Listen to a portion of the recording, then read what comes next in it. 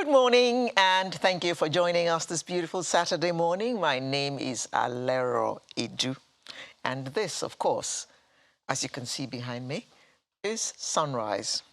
Well, my partner is taking care of business, and I'm sure he'll be back with us even before you can say, Ayo. Right, let's get to it. The ASUU strike. It has become a very painful matter as far as I'm concerned. It's like Nigeria doesn't care about education anymore. And if you want to kill a country, if you want to render a country useless, just deal all kinds of blows to its education sector. Even without ASUU strike, we're complaining that children are unemployable. They speak English sometimes and you don't even understand what they're saying, let alone when they write it. I mean, we have all those complaints going on already. And if you think back to the 70s and the 80s, our universities were actually the toast of the world. Please take note, I did not say Africa or West Africa. We had exchange students from the West Indies, from the United States, from the United Kingdom. Yes, they were studying in our universities on their exchange programs. I mean, which Briton is going to come to a Nigerian university now? Which student is going to come to a Nigerian university now? And we are all over the world. ASUU, government, please do something and get our children back to school. I mean, when we think about all the fallouts of the ASUU strike, there'll be some children who will not even return to school. And we're complaining about banditry, we're complaining about kidnapping. Millions of children who should be at school are sitting at home now doing absolutely nothing. And what is the idle mind? I will leave you to complete that one. Please, government, ASUU, please come together and sort this matter out so that our children can return to school. And besides, government should take another look at, talking about ASUU being on strike.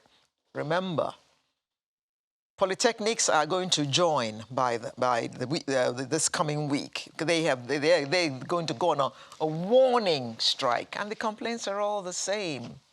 You know, if you can't afford to set up a university as a state or as a private or whatever, for God's sake, don't. There should be parameters which have to be met before a permit is given for a university or a polytechnic to be opened by a person or a state. If you can't afford it, then for God's sake, don't put our children through so much stress. The laboratories have no equipment. The children studying medicine are complaining about the same thing. I mean, these are children who will probably leave our shores and hope to be able to compete internationally.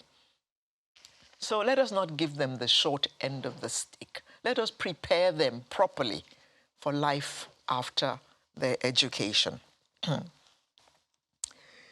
Yes, something else that we spoke about a lot in the course of the week is the issue of the CBN being a member of the CBN governor being a member of a political party. Well, the answer has not been given quite clearly whether that is permitted by law or not. Oh yes, I think it has been actually. You can't be a CBN governor and carry a party card. And you can't be a minister, stay in your post and be contesting to be the president, because you will not be able to do your work as a minister because you're campaigning and all that. What about the governors who want to be president? They are still in their posts as governor, and yet they're busy consulting and they're busy campaigning. So what time do they have to govern? That's another law that I think should be looked at. If you want to leave your post as a governor and contest, then you should do the needful and choose the path you want to, tread.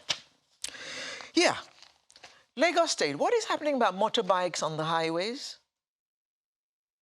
We see motorbikes on highways now, not just on highways.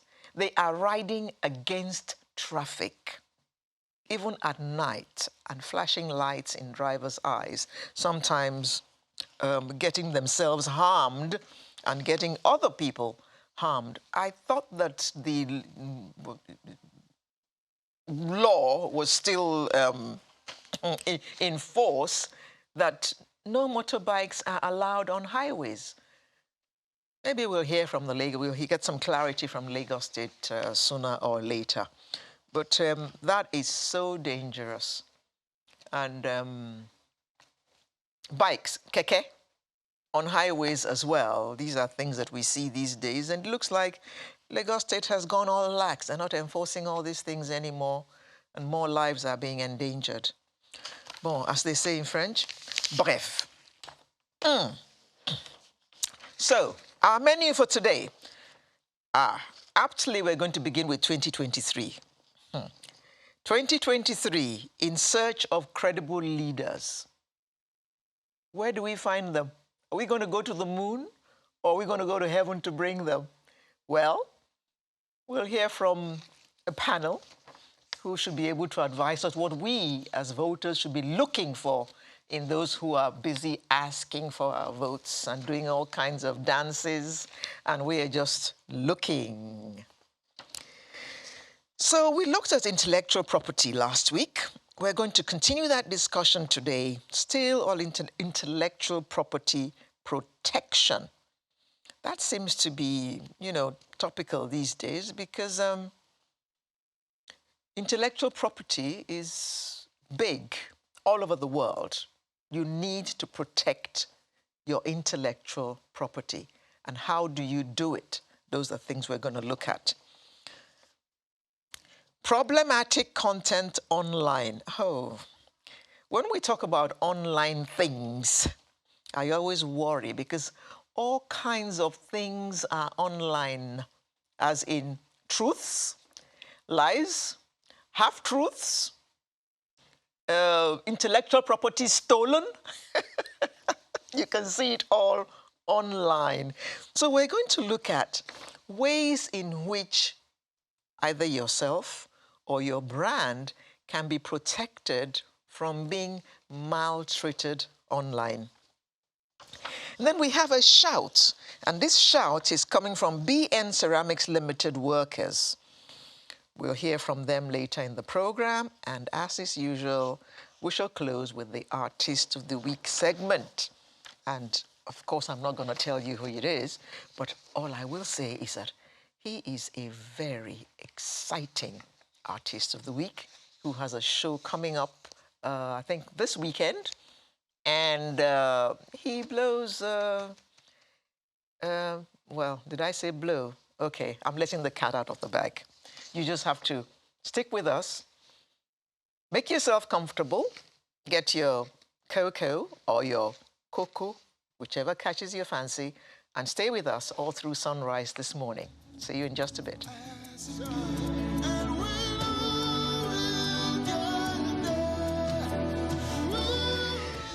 Yes, welcome back. Now let's get the show on the road. 2023 is fast approaching. The general elections are fast approaching, and politicians and all alike are jostling for one post or another. But Nigerians are, of course, in a quandary. You could say that they're spoiled for choice. You could say that there's too many people contesting. But Nigerians seem to be in a quandary right now. I mean, it's still a long time to the elections, and the primaries haven't been held yet. But of course, we're all looking already and trying to source out, okay, who do you think is going to get the ticket? And if this person gets the ticket, is he the credible leader that we're looking for? Will he be able to do this job that we want to give him to do? These are all questions that we're asking now, and we're going to ask our panel this morning. It's my pleasure to welcome, is it doctor or professor? Well, I think Anthony Killer will be fine with that. Let's stick to Okay. It's my pleasure to welcome Anthony Killer, Professor of Strategy and Development. Well, this is a professor then, isn't it? Yeah, that's a profession. That's not a name. Okay. Thank you for joining us this morning. Good to be here. So like I was saying, there's so many people coming out. Yes. Yes. I do apologize, Prof. We also have Mr. Olugbenga Adeoye, who is a chartered accountant, who is joining us via Zoom. Good morning. Good morning. And thank you for joining us. Here today. Thank you. So back to you, Mr. Killer. There is a whole long list of people who are showing interest in governing, Yes. in being president of Nigeria. Yes. And Nigerians are wondering what we need at this time, because the challenges that face us are myriad. We need a credible leader. Yes. We need someone who can do the job. Yes. As we hunt for this staff, because he's the staff of Nigerians. He's going to come and work for Nigerians. Yes. So what do you think we should be looking for specifically in all these people, in the one that we're going to choose?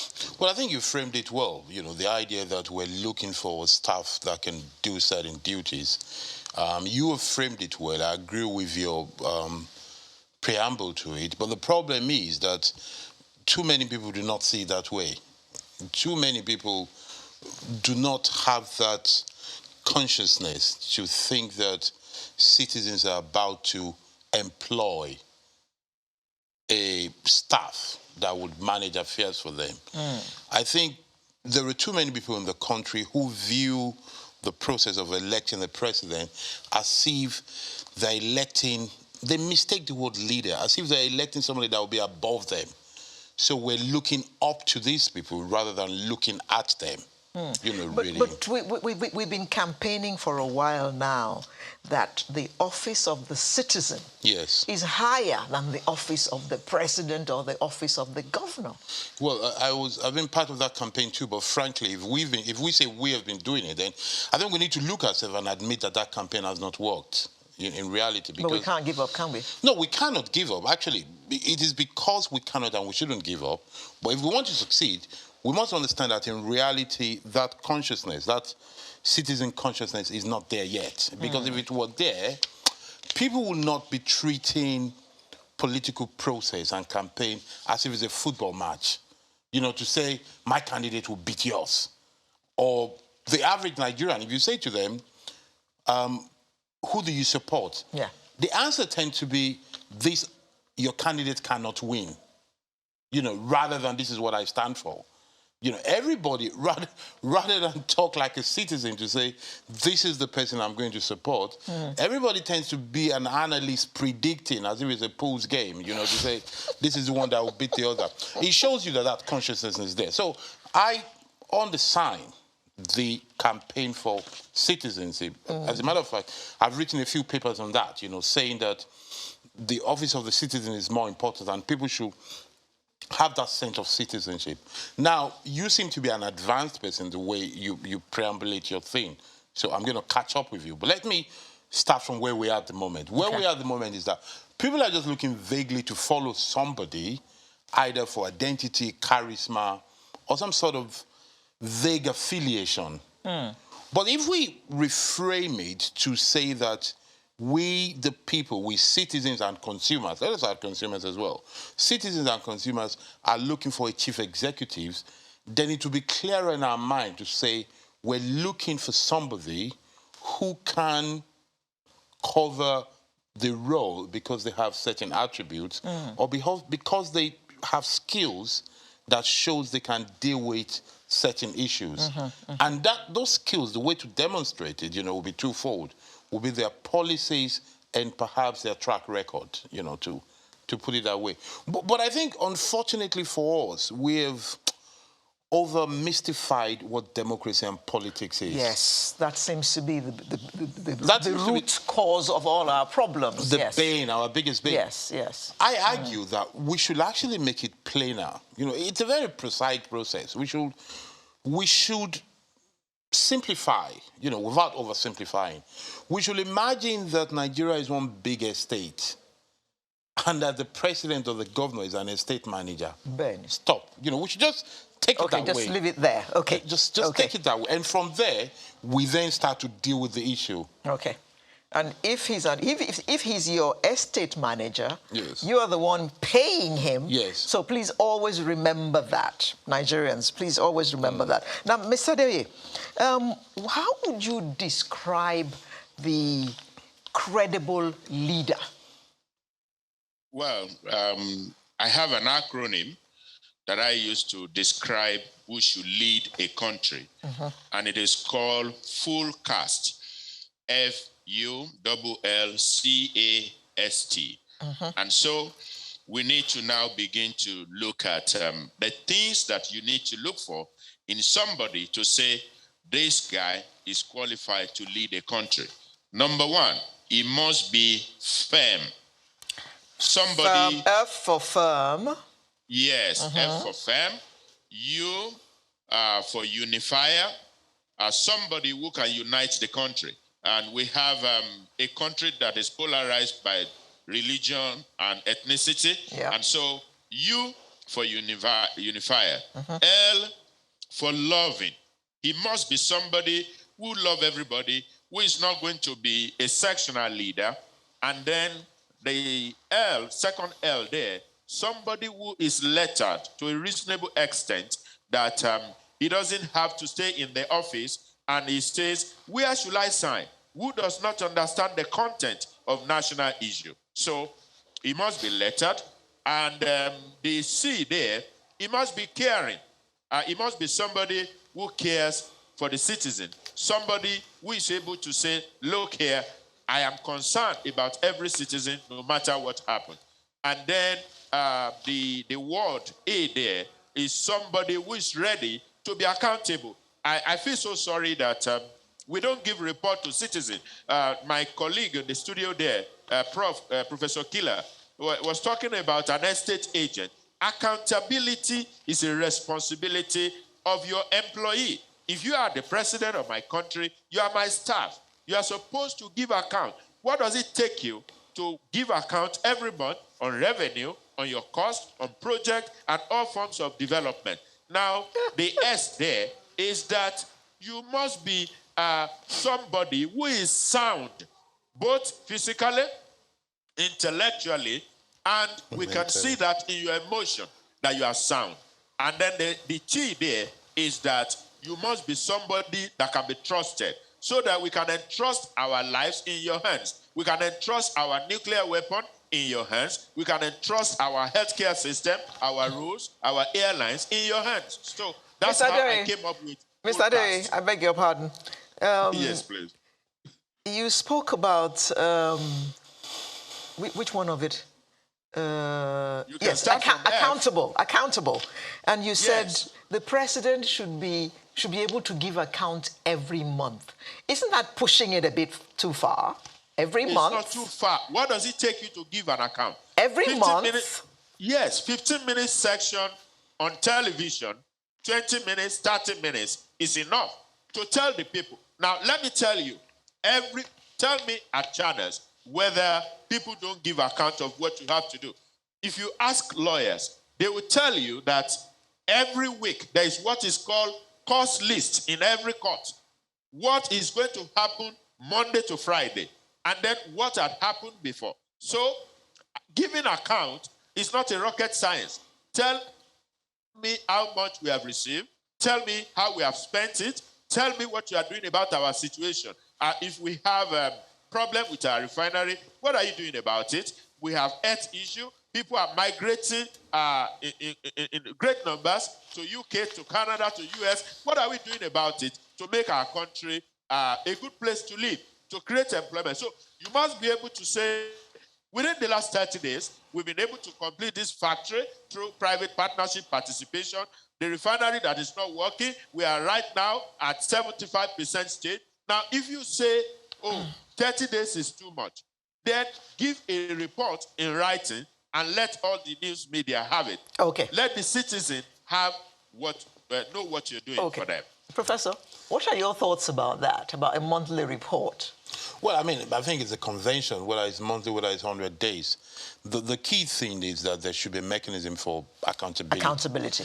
Okay. And, you know, there are two ways to it. It's either if you have a chief executive, whether it's a governor or a president. There's so much, perhaps too much emphasis on presidents, actually, because the governors matter a lot. We tend to overlook them. So let us put them together. Prof, I do beg your pardon, but you also admit that it is that way because everything is federalized in Nigeria. I mean, excuse my expression. It's a pseudo-federalism. It is that way because it's not federal enough, actually. Yeah. It is that way because everything is coming from the center, and we look at that, and we look at the center for too much. And people have been screaming for devolution of powers. Exactly. Give the states more powers because they are the ones nearer the people. And from the state, devolve power to the local government level. You see, that, for example, is a good project for the new kind of leadership we're looking for. A leader that accepts that he or she will have it as priority to decentralize. You know, I even go beyond that. I think generally what we need is a system that is decentralized, where power is devolved and where the process is digitalized for all we need to do. That is not a new thing that I've said. Yes, the 3 Ds of... Professor? Yes. Totally digitalized? Well, absolutely, as much as possible. Why not? That's the way the world is going to. You sound as if what you've done now, what you said is something like you want electricity everywhere. Well, I do. Well, that's the thing. I do. I'll tell you what. Let me just say this to you. The fear of digitalization is the fear somebody had a few years before electricity was allowed to be used. Somebody once said, if God wanted us to have electricity at night, he wouldn't have created night and the moon. It would have been, because there is sun in the day and moon at night, that means there should be a time for darkness. It is not true. We can digitalize everything, actually. At least as much as possible. You know, you get people to lead on. No, but Professor, this is Nigeria. Yes. And it seems, from what we have seen in this country, yes, that the systems in Nigeria are built so that corruption is built in. Well, and if you remove all the human elements, you know, all the processes, there'll be no room for corruption. Yeah, that's the problem. It is because it is allowed. You know, man is overrated. Man everywhere, of every race and every gender. The truth is, left alone, people will corrupt, abuse, and disrupt the system for personal benefit at the exclusion of the larger society. And this is where leadership comes in. So we'll go back to leadership. It takes a group of a few enlightened leaders that can make the case for a more orderly and more certain and less chaotic society. And here's the thing. They're not just going to make it for principle, but for the benefit of the greater good. That is the point. You see, we need to have a system where things are orderly, less chaotic and certain for the benefit of the greater good. You know, there's no point telling women not to wear trousers just for principle. That is not for the greater good, I argue. But if you can make a law, if you can set up a system where what you sacrifice is required are for the greater good, then it will work. And that is where leadership comes in. That is where vision comes in, to say that I have this vision and I put like minds together to get it done. Professor, you have touched a very raw nerve there by mentioning the word vision. Yes. We have spoken about this a lot of times on this program, that we've all often asked the question, where is Nigeria's vision? What is Nigeria's vision? Where do we want to be in 10 years' time? But no leader has spoken to us about a vision. I want to take you here. We've had development plans and all that, which majorly were not even followed. Yes. So where they said we were going to be, we did not get to. So are you therefore saying that right now, the leader we need is the one who has a vision for this country? Well, absolutely. That is where to start from. And this is important. Students at CAPS, where I teach, will know this example. We give a lot. The difference between a leader and a manager is that the leader takes from one place to the other, where the manager manages the present just to get by, which is not something little. If you put it that way, you think it's not a lot. But the leader has to say, this is where we are today, and this is where I plan to take us to in 4 years. Let's just even do 4 years. Let's not do 10 years, because you don't have the mandate of 10 years. Okay. So you only have 4 years. 4 years. Yeah. Let us, in looking for a leader, let us limit our contract to a 4 years contract. Okay. And to say that if I have any vision that would go beyond 4 years, I would have to take that perhaps to the parliament for a qualified majority to sign. To say, I'm elected for 4 years. If I want to do something that will be 6 or 8 years, let the whole country agree, so that in case I don't come back after the 4 years... So that there is a buy-in from the entire country. That goes. Okay. Otherwise, I argue, and I'm not the only one, even people who have not succeeded in doing it have agreed with me, that most of the problems we have in this country are 4 years problem. They're solvable in 4 years. You just need the right people with the right vision to do it. People talk about corruption, which seems to be the biggest problem we have. So when we talk about corruption, we need to look, for example, for a leader that can handle corruption. But to handle corruption, we need to stop looking at corruption like a moral or just a criminal issue. It is moral, it is criminal, but it's not just that. Corruption thrives because of 4 or 5 things. One is scarcity of resources, because there is not enough of things. Where there is not enough, people will beg and they will bribe. If you make it enough, nobody will beg and bribe for it. So economically, we need to. In fact, they may not even want it. They may not even want it. That's the problem. Nobody begs and bribes for air because it is there. But put people where there's no water, they will start to beg and bribe for it. Then they will start to give it to their friends and take it away from people who are not their friends. Yeah. The other major cause of corruption that we're not looking at is uncertainty. Because it is not clear what will happen, because you can go to an office and somebody can decide not to see you or just change the law, people then abuse power. So if we want to fight corruption, we have to think of abundance, scarcity, then we have to have certainties of laws, of process and system, so nobody can abuse it. You take certainty away, close to that is chaos.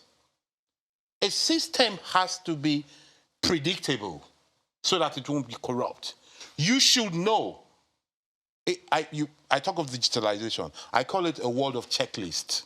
Yeah. You should know that if I need to get something from this office, these are the 5 things I need. It doesn't matter whether the person there likes me. It doesn't matter or not. As long as I have those things. We don't even need to talk to each other. Yeah. That's the way it should be. Just go on your computer. Set it in. That is. So you need that kind of certainty in what you do. You avoid chaos. Yeah. Then the other thing, of course, is impunity.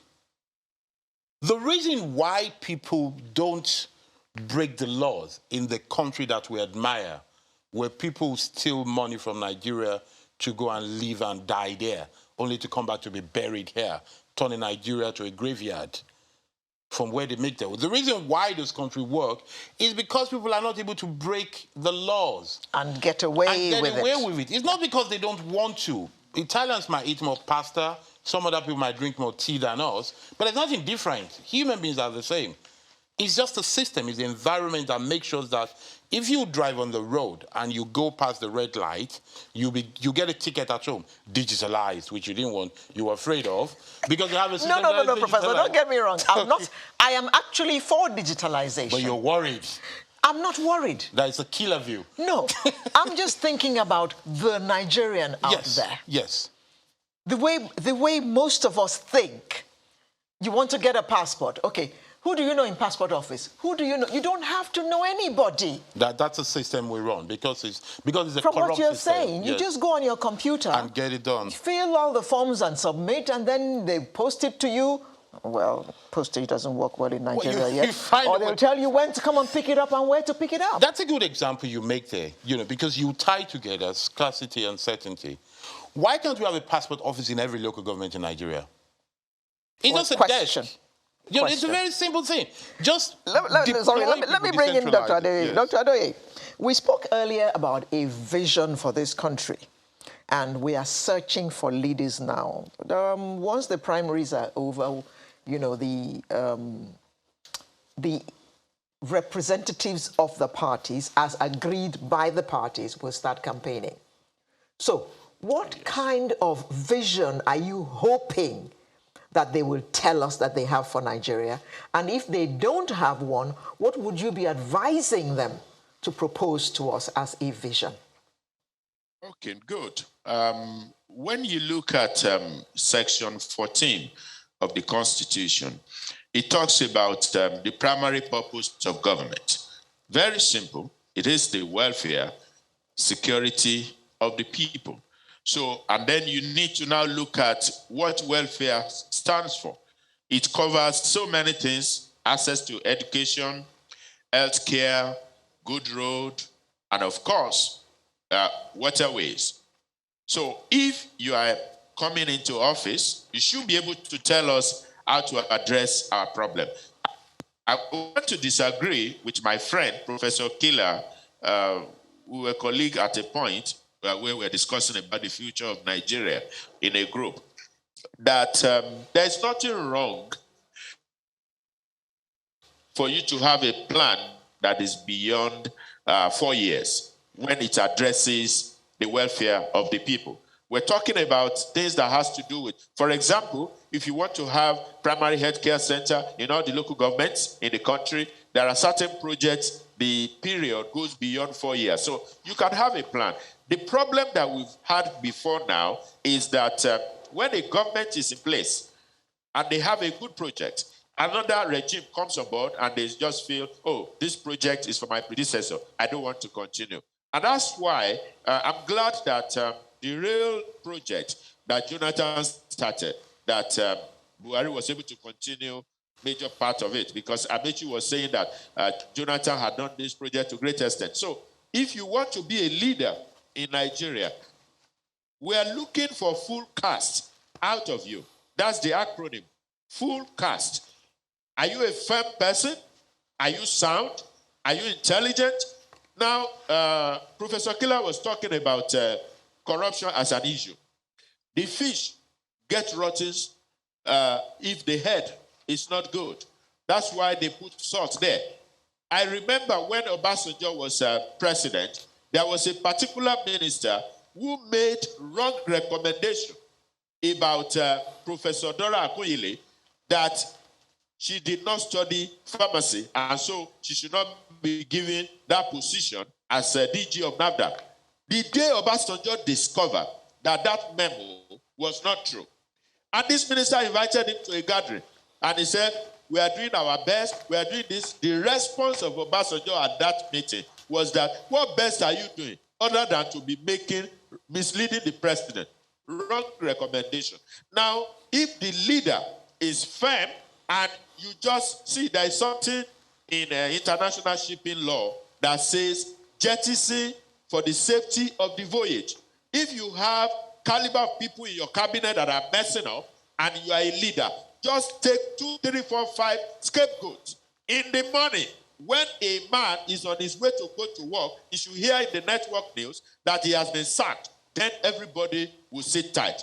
If the Inspector General of Police messes up, you deal with that person immediately. So everything, the buck stops at the table of the leader. You are going to be held responsible for whatever the people, what they are doing. So corruption will go, there will be welfare, there will be accountability if the leader is ready to lead example. So whoever is coming on board must be able to prove to us that there is full caste around his life.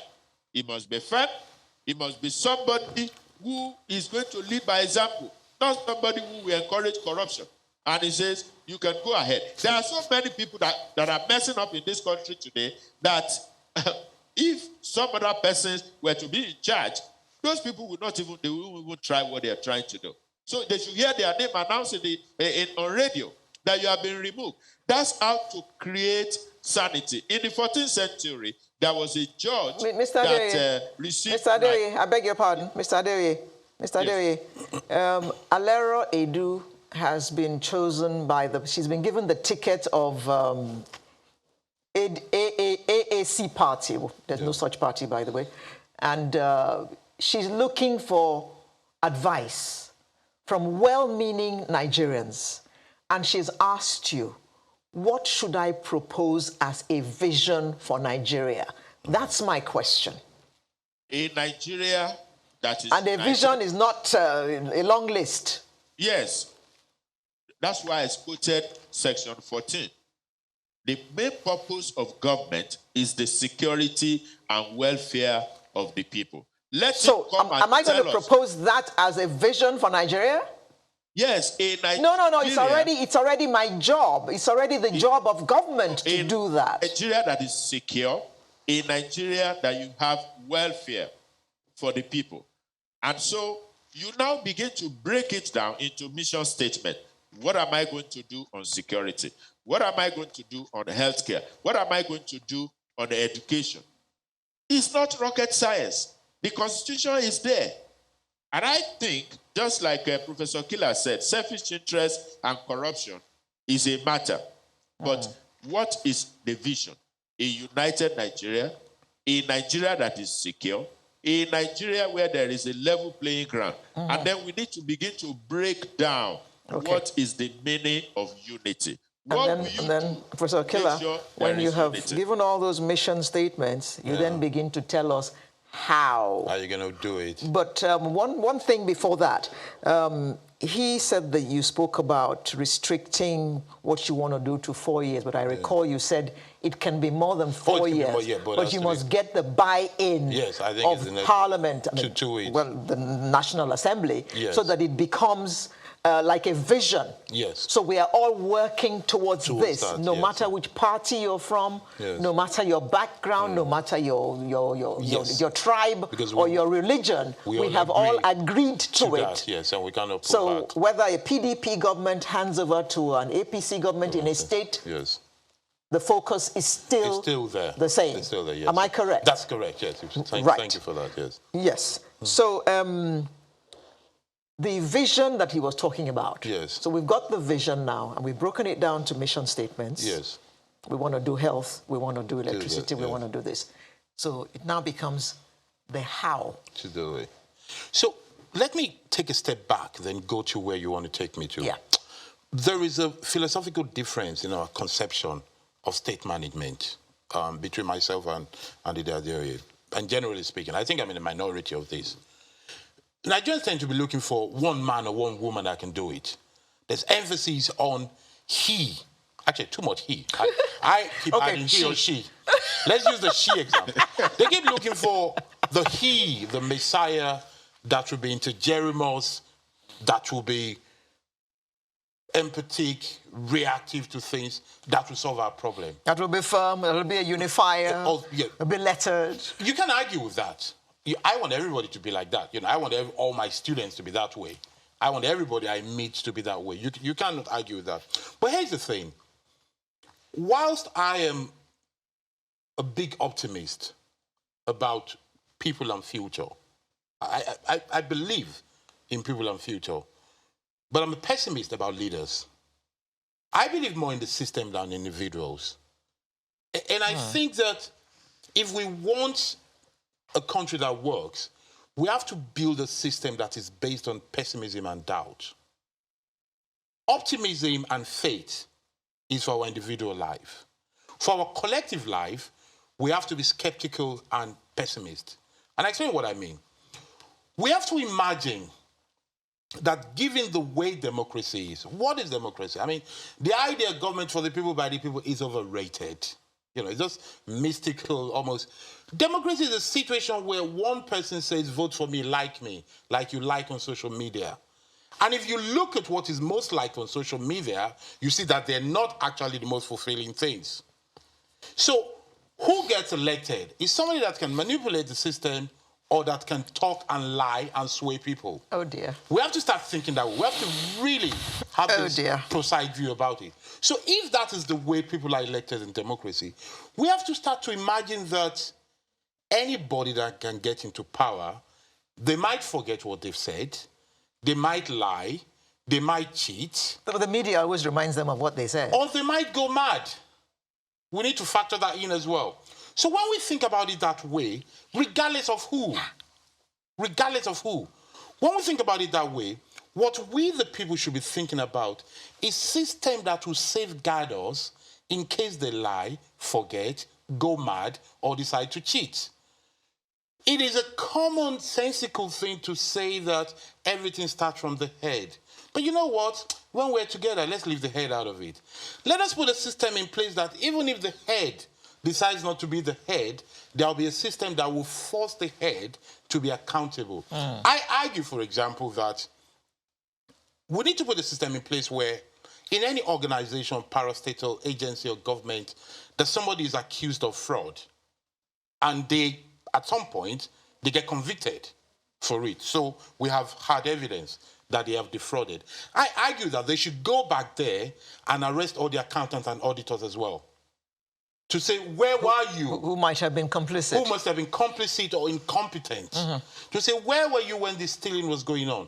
You see, if you have a system like that, it's like when you travel.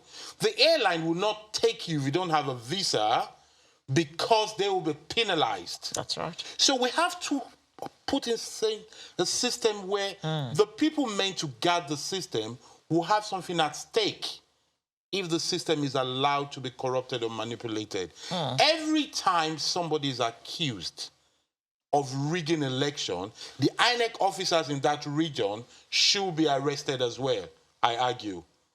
To say, where were you? If the court says somebody has manipulated the system, those who allowed it should be culpable as well. So my thinking is this. Yeah, but sometimes the INEC official has nothing to do with the rigging that has taken place. Then he should come and prove that I was simply incompetent or I lose focus on the ball, on the game. So Professor, my argument is this. Professor, a ballot box is carted away and the counting is done.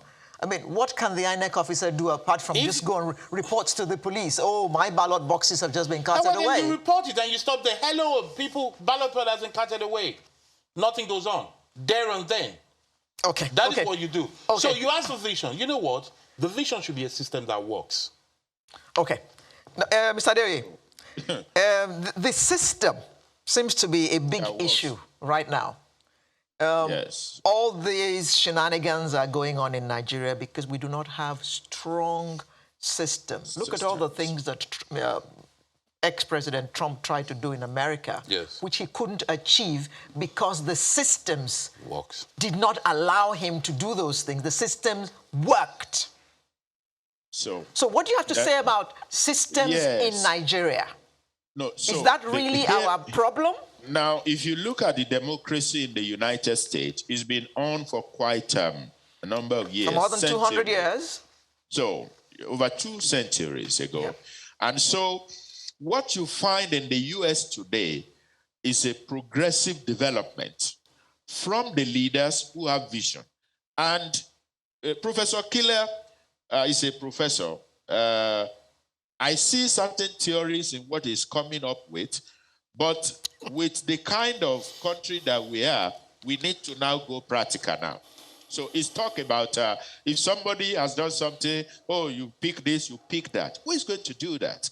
Now, that's why I say, when a leader, I just gave you an example of what a minister did.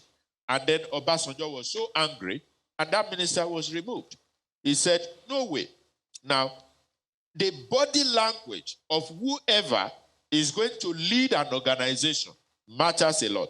For example, if you are a leader in your office, you say everybody must come with this dress in this particular manner. And the leader is the one violating that system. Every other person, they will follow him. As you work with channels, if they say, be on stage at so time, and then nobody in your office, your employer is not enforcing this, then there's going to be problem. That's what causes breakdown of law and order. Systems will only grow when the leaders believe in the system. Now, when you have a leader who does not believe in the system and say, I beg, leave all this one. Sir, so person has done so fire him. I say, leave me alone, fire who?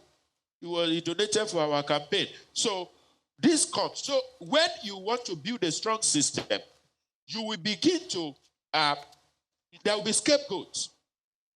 And once that is done, everybody, they will sit tight. If you tell the commissioner of police and say, Mr. IJ, if I hear him in that state again, you are gone. You tell the commissioner of police, the IG tells the commissioner of police, president tells the IG, if I hear him in Anambra again, that they kill anybody, you are gone. Now, take a look at this. There are so many of my Southeast friends that want to contest for election. And I hear that today in Southeast, court does not sit on Mondays. It's a sit at home. And governors are sitting down and they are fine, that should continue.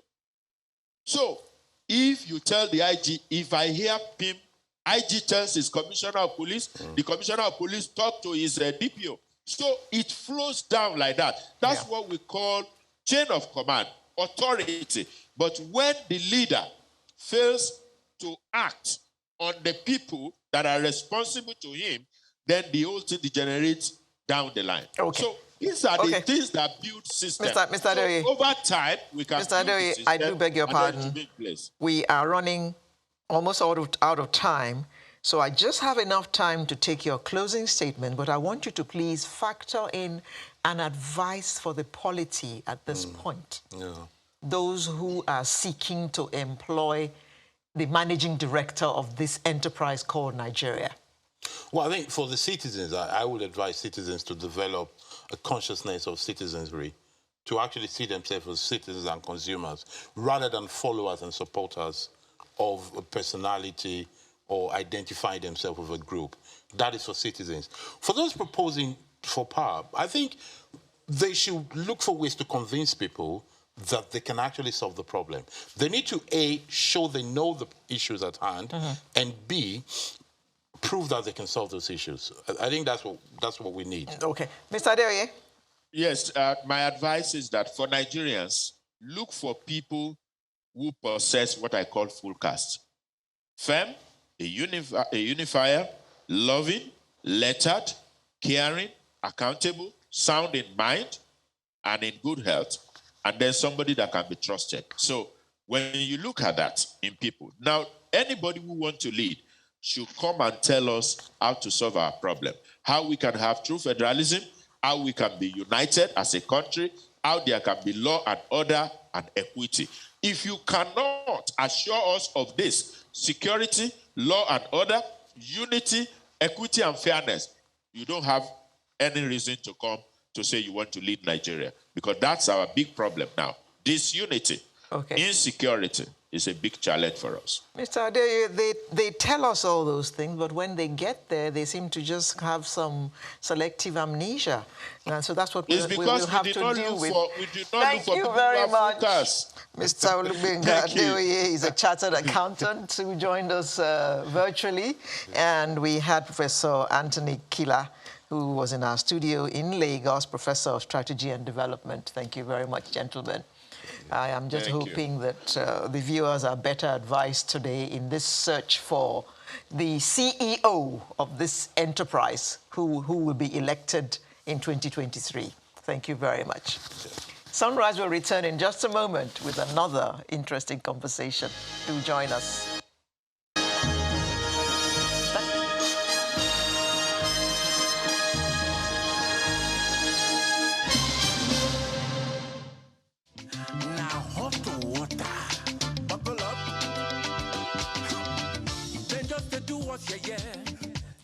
Thank you for staying with us. Now, you'll recall that we started this conversation last week about intellectual property. We learned a lot from the panel we had last week, but we need to take this a notch higher because there is still so much to learn about this.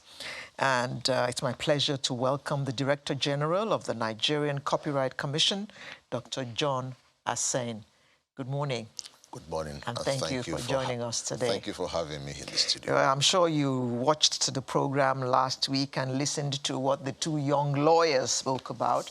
But there is also a commission solely in charge of intellectual property. So we thought we'd like to hear from you as well today. So thank you very much for coming. It's a pleasure. Now, let me begin from exactly where we started last week. Okay. The difference between a patent and a copyright. Because my vicar, who is a regular viewer of this program, accosted me on Sunday. Okay. That the lawyers did not explain that thing properly. Vicar, here is the authority on copyrights and trademarks. Thank you so much. Well, thank you so much. First, let me say my colleagues, I won't say young lawyers, my colleagues who were here last week did a good job. Maybe it didn't come across to the vicar the way I understood it. So, in a nutshell, we have a basket, intellectual property. Okay. In that basket, you have four major strands. Okay. Then you have three other strands that are new in the basket. Okay. Let's do the four first. Good. The four major strands will, again, you can split into two. Okay. Copyright and industrial property. Under copyright, you have literary works, musical works, films. These are works that musical. Yes, movies or film, broadcast, which is yours, performances. So these are creative or works of the mind in the literary and artistic field. Okay. Then you have the other one, which is industrial property. Okay. And under industrial property, you have trademarks, you have patents, and you have industrial designs. If I had my phone with me, I would have used that to illustrate, but you can use anything to illustrate. Okay. In your phone, you have the patent components, which are the products or the processes. So the phone will contain so many patents. The patents that allow you to do this, the smartphone on the screen without having to use keyboard. The patent covering some aspect of the camera, so that when you block the camera, you notice that very often something will stop working. Maybe the audio will stop because it senses that you want to, or you have the phone close to you. So there are components in that phone that are patented products. Okay, so that's for patent. Patented to the phone maker? Well, the phone maker will ordinarily get licenses from the owners of those properties. Yes. Okay. And that's why you find that a lot of the functions in the phone will exist in another phone. So whether it's iPhone or Android, they have some basic components, okay? Just like your car or any other product. So that's patent. It covers products and processes. Okay? Patent? Yeah, will cover the products. Products and processes. Then you have, we've looked at trademarks, which will be the insignia or the mark that a product is packaged in. So when you have a product, you have a mark on it. So it's the mark that identifies that particular product. So the bitten apple represents... Good. So if I had my phone with me, the bitten apple will tell you... It's right here. That's a trademark. That's a trademark. This is the trademark Very of good. Apple. Could I use it? Sure. Very good. So you have here the bitten apple as a trademark. Now, you may also have on the other side the iPhone as a trademark. Okay. Okay. Now, in this phone, That's two trademarks. Oh, yeah. You can have more than... Representing the same company. Yeah. So usually... Okay. The channel's logo, for instance, which I hear all kinds of things have been done to online, which is the next topic we're going to discuss. We'll look at that. So that is our logo. Yeah. And our trademark. Yeah. Your logo could include the image, the name. You know, it could be a composite representation of your insignia. Okay. Each of them could also exist independently. So channels is channels. When you hear channels, you know who that is. In some other climes, in fact, the sound that you use for channels could be registered, not in Nigeria, but in some other climes. So you find a product and there's a sign of, yeah, very good. Very good. Although we'll come to whether or not that should belong to you exclusively, because you should actually be paying if you borrowed that from tune somebody else, from someone who composed Kolebajeo. That's right. Very good. That's right. So now we're getting we'll get to that. Very good. So now you have the look and feel of the product. Yes. That could be the industrial design, the look and feel. So you could have like 5, 6 phones, and I choose to make my phone in a particular way. The look and feel will be the industrial design. The components inside the phone will be the products, patents in that phone. Okay? Then, of course, the copyright will be maybe in the package. You have a manual. Okay, that will be the copyright issue. And of course, those phones will carry so many copyright materials from time to time. You download music, you download pictures, you have movies playing. All that is copyright. Books, e-books are everywhere. Yeah. So when you hold the phone, in fact, you are holding a whole basket of intellectual property. That's very instructive. So everywhere we are, anywhere we go, we are carrying intellectual property. Apart from the fact that as an adult, as a human being, you are already a fountain of intellectual property, because you've got so much in you. You've got so much copyright works in you. They're just waiting to be birthed. And I do say that it doesn't matter at what age. A child of 1 can begin to create, sing, draw, scribble something. And those drawings will qualify as copyright works. It's amazing, huh? It is amazing. Good. I'm just thinking about a child scribbling something, and should by chance he becomes a great artist in the future, those scribbles will be worth millions. I advise parents to keep some of those things, because you never know what this child will become in future. You can imagine. Parents, please listen. Oh, yeah. If you see them drawing, keep those things. They will even be amazed. They'll be excited seeing how they were at 1, 2, 3, 4. Keep them. Because if they become the star tomorrow, for God's sake, if you are able to find the drawings of Ben Enwonwu at 5, boy, that's good money. Definitely. So we need to preserve them. Just to let you know that we had some children that came to a program that the U.S. Embassy organized with us on the 26th in Lagos. And some of the children said they had authored a storybook. 4 of them, they're in primary 6. And I said, wow, that's wonderful. The commission would want to support this and help you to publish it. And yesterday when we appeared at the book fair, they brought the manuscripts. It looked small, but for me, that's like an egg. That egg is going to grow to something big. And we've taken it up. I've talked with the publisher. I'm going to start a series now where we'll be publishing stories and the literary works or the musical works of children. Young writers. Young writers. It doesn't matter what we think about the quality. And the good thing about copyright is the quality does not matter. And that's why I can say I'm a musician. If I sing, though I don't have a good voice, but it doesn't really matter, you know. Okay. So these books that you're going to help these children publish, are you going to, well, which of these words do I need? you're going to copyright them so that they belong to those children, right? Yeah, the beauty of it is they already own copyright. How so?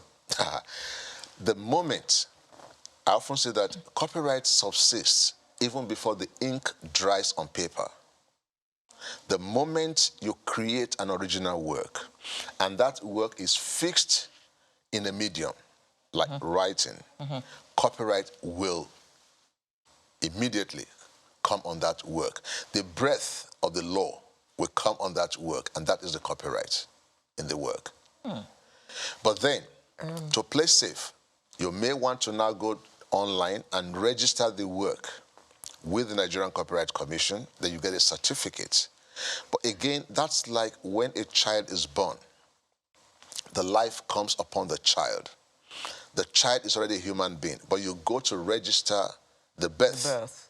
As evidence.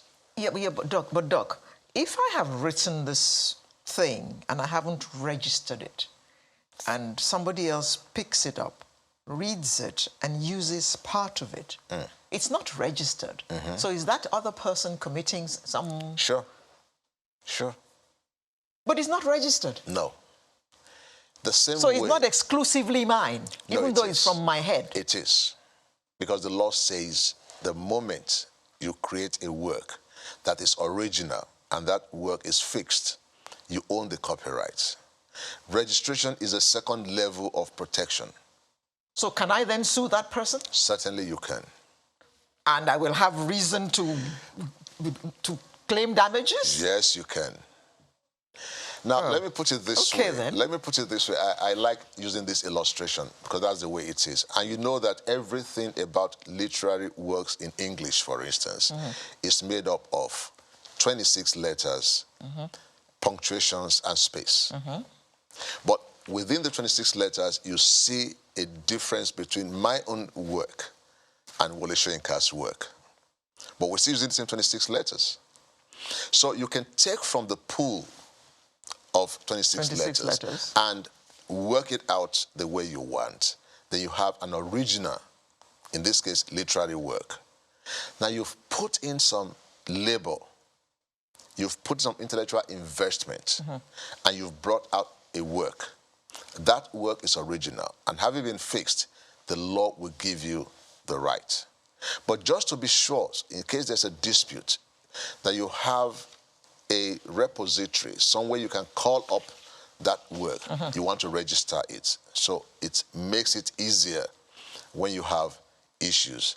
And I often say that when you go to the beach, for instance, and you find so much sand there, who owns the sand? It belongs to nobody. It belongs to everybody. That sounds like our president. We are learning from him.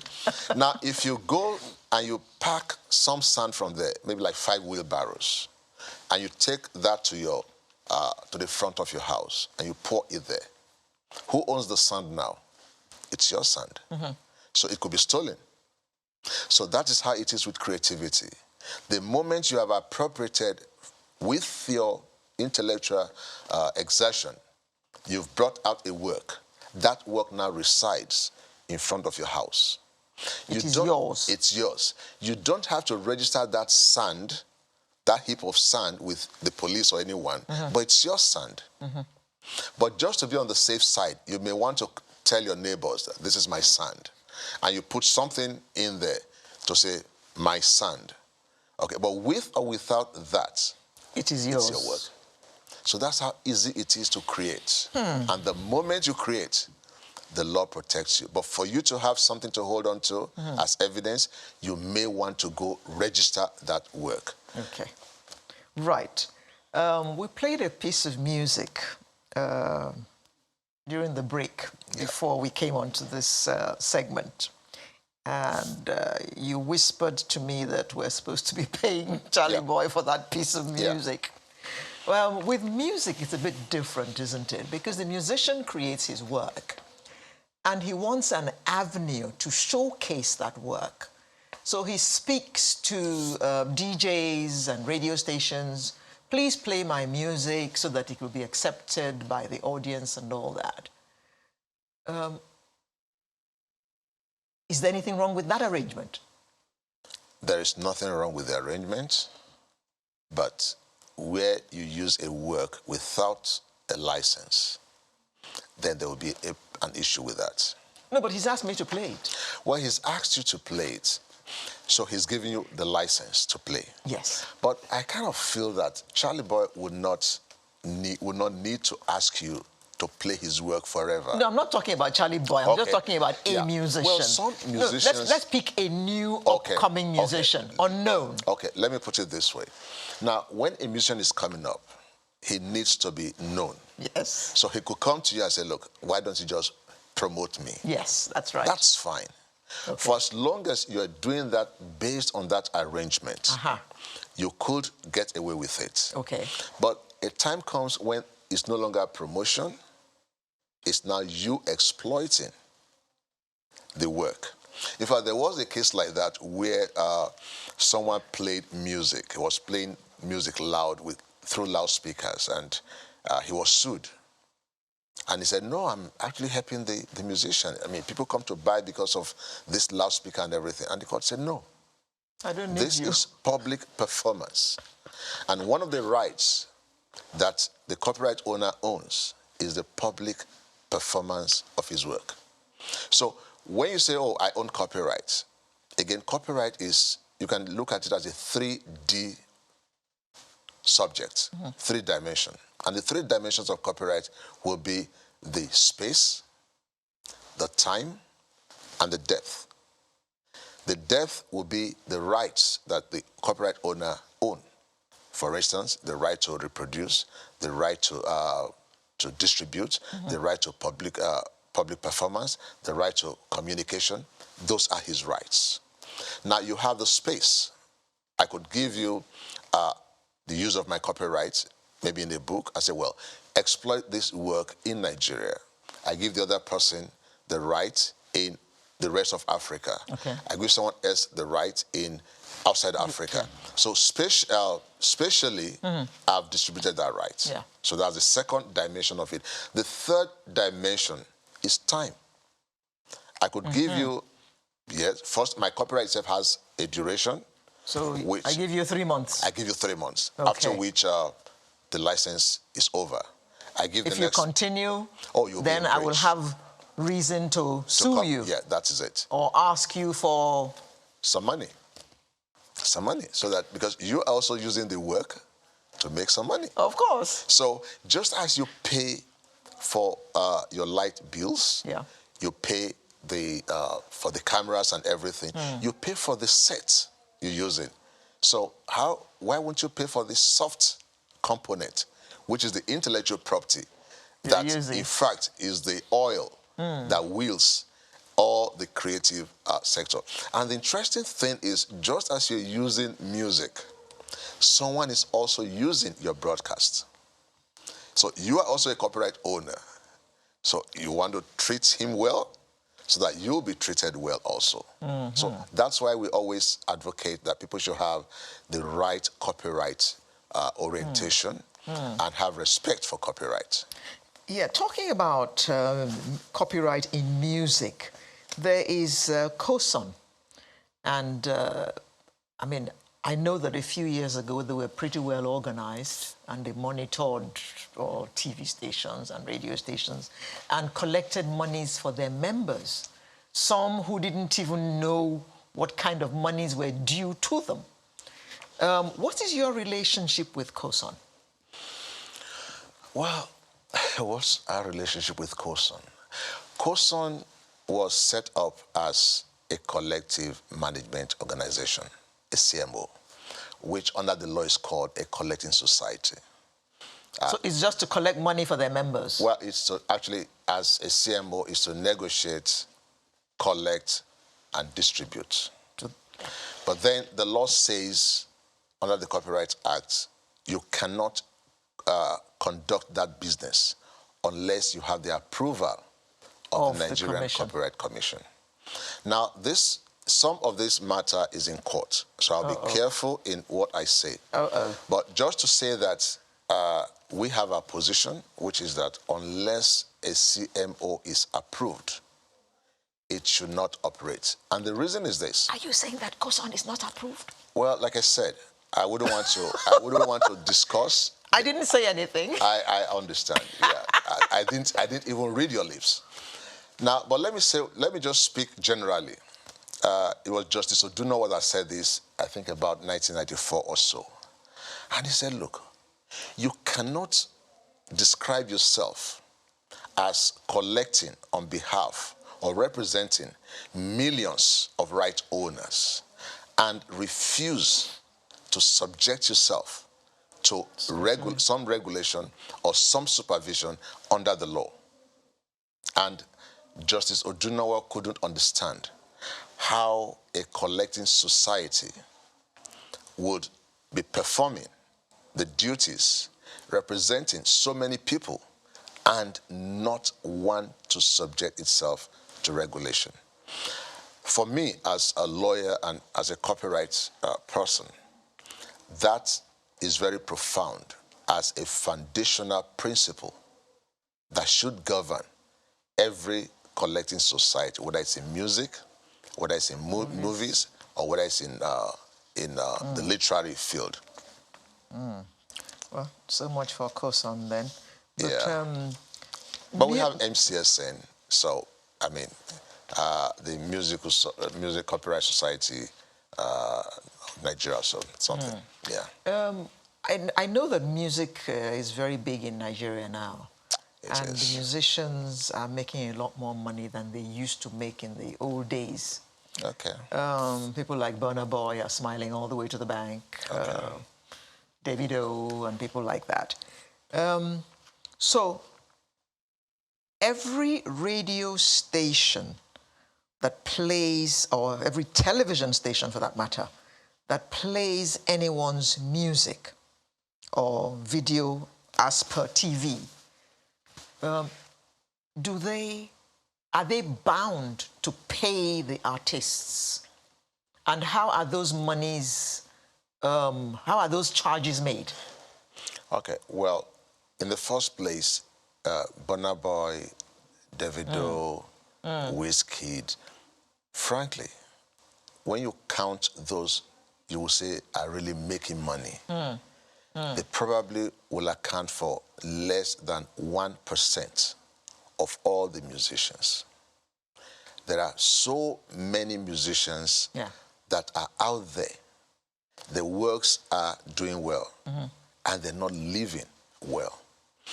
I don't know how true, but you may have heard the story of Nikombaga and how he died. Nikombaga's sweet mother was one of the... International. It was everywhere. And you would have expected that even if he got this much for each play, he would have been a very comfortable man. You know that we often hear of artists, especially performers, who are sick or maybe have a terminal illness or have some condition, and they just need maybe 5 million, 20 million, and they have to come begging TV stations, radios, just to announce that they are in dire need. And you'll be wondering, these people that have given us so much, and we've had so much joy from them, and they are in this state, and they have no recourse. And we know that when they grow old, there's no pension for them. Yeah. So there's so much out there that would call on us to search our conscience and ask whether we're treating them fairly. Doctor, you're not making this a moral matter. Oh, no.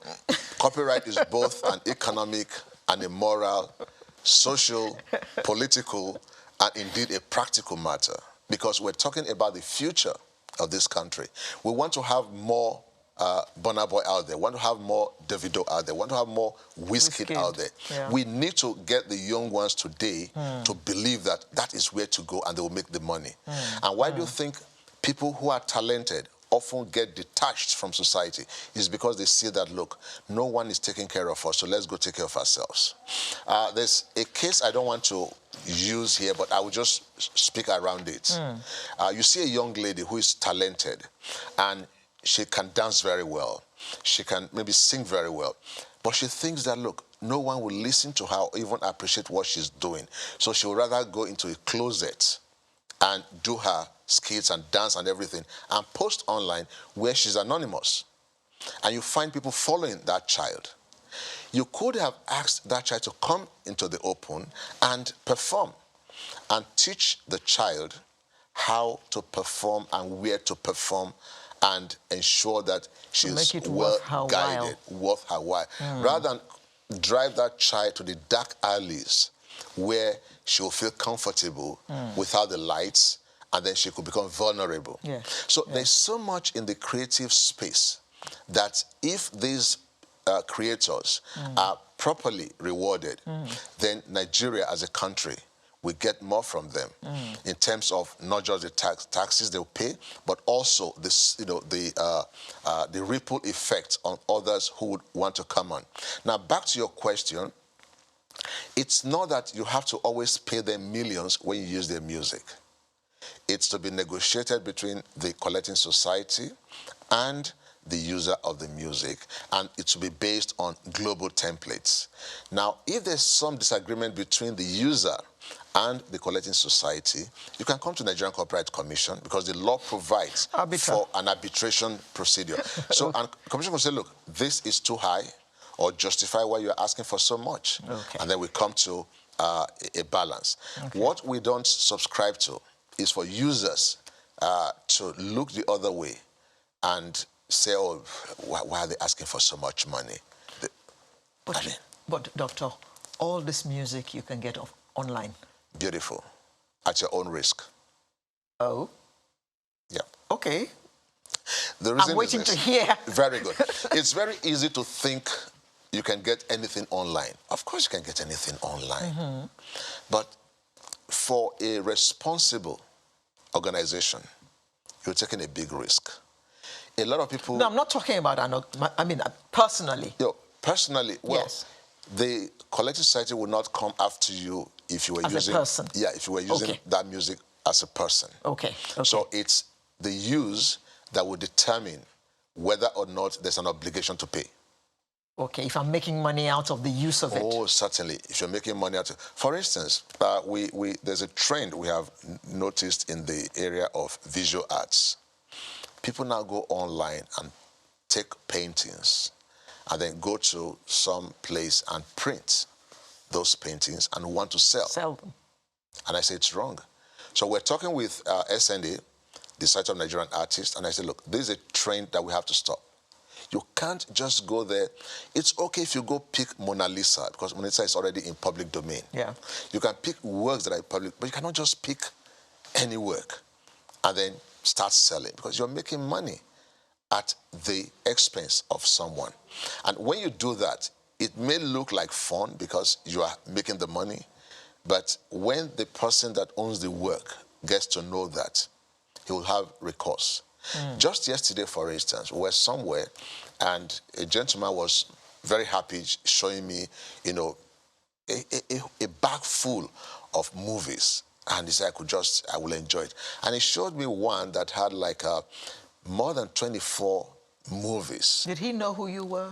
No. Okay, all right. And I was happy not to disclose because it helps when you, I was just myself, so he didn't even think I was anybody to be taken seriously. So, and we priced and did everything. And you bought? No. But my guys are going to pick him up today. Oh, dear. Well, pick him up, not because I want to lock him up, but I want to see... Disclosure. ...how much he knows and what we can do Where he got them from. Because there's no way you can have a movie or a collection of movies from different studios. It's never done. You can't have old school music coming from different artists. It's never done. That is a giveaway that this is pirated. So there are times you see the pirated works, and that is one of the challenges we face as Nigerian Copyright Commission. People often ask me, what is your biggest challenge? And they want to hear, oh, funding, or manpower or infrastructure. That's not my biggest challenge. I can find my way around the funding. My job is to overcome the challenges. Yeah. So that's not a problem. My problem is with the mindset of the public. If I brought antibiotics here now and I said, well, these ones are actually fake, but they're cheap enough, you won't touch them. No. But if I brought movies now and I brought some books, I said, well, they're pirated.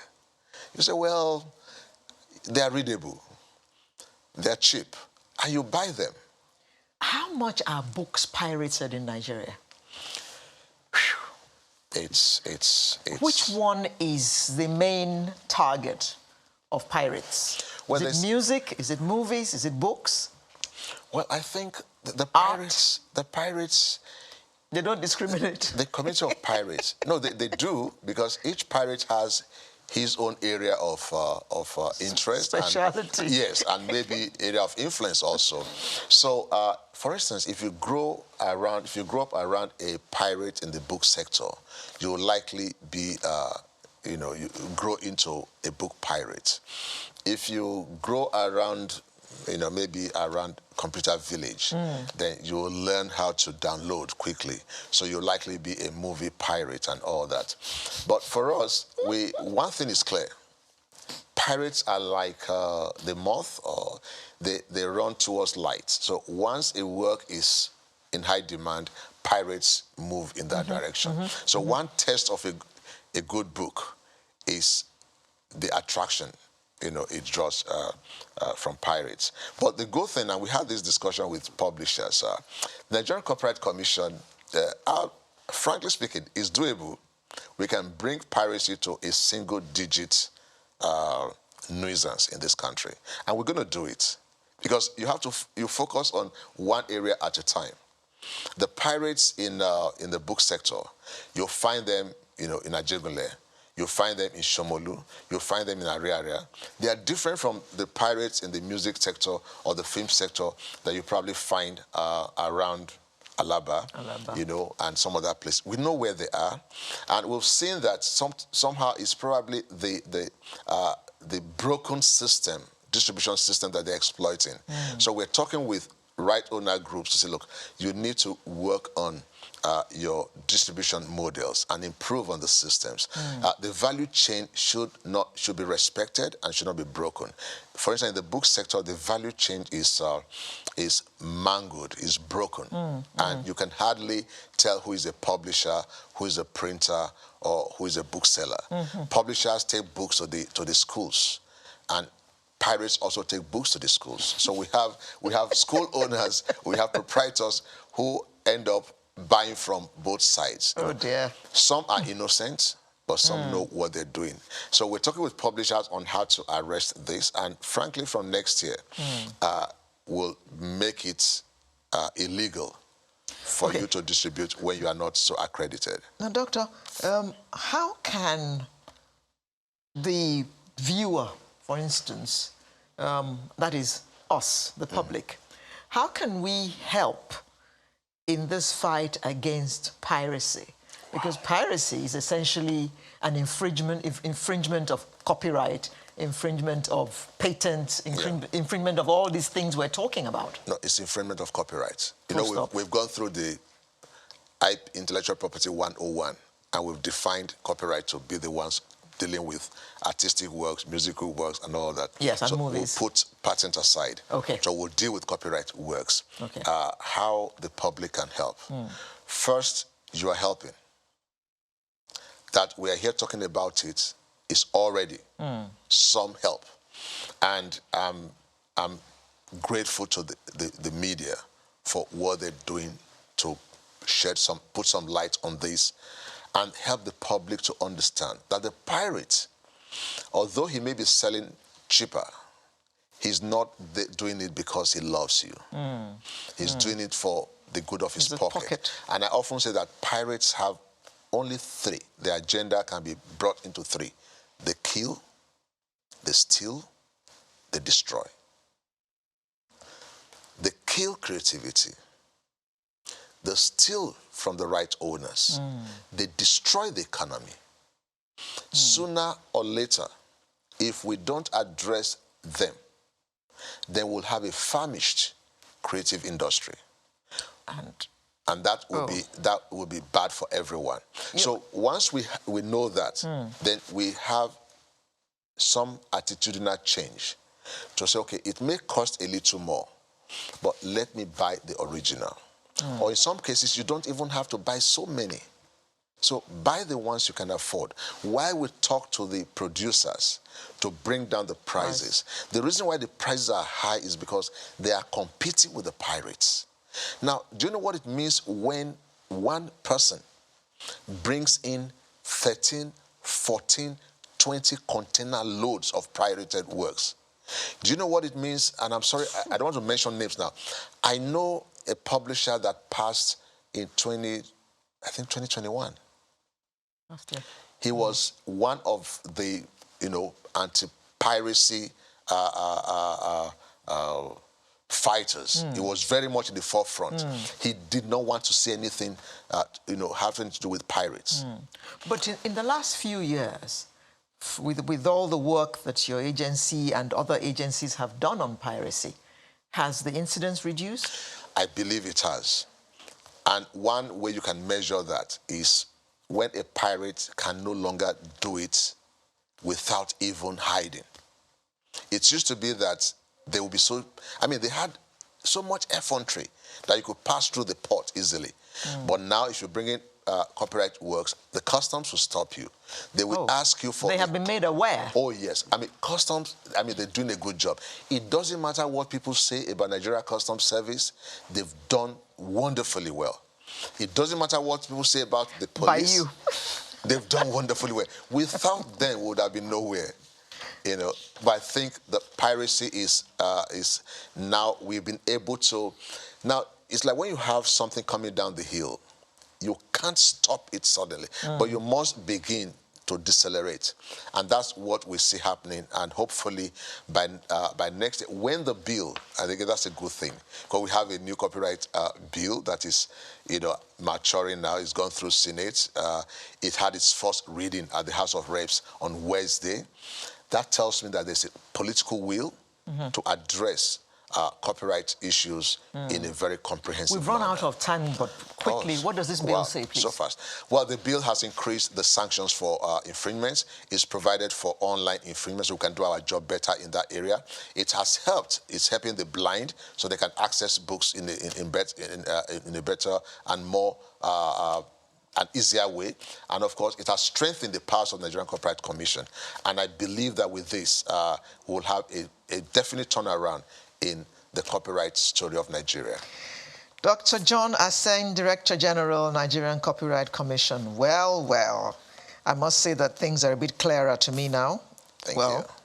He is built on the discussions of last week on this issue. So I hope that for you at home, these issues are now even clearer. Thank you very much for coming and enlightening us on copyright. I should be the one thanking you. Patents. We'll do it again. Thank you so much. Thank you very much. Thank you. So join us shortly for another interesting conversation.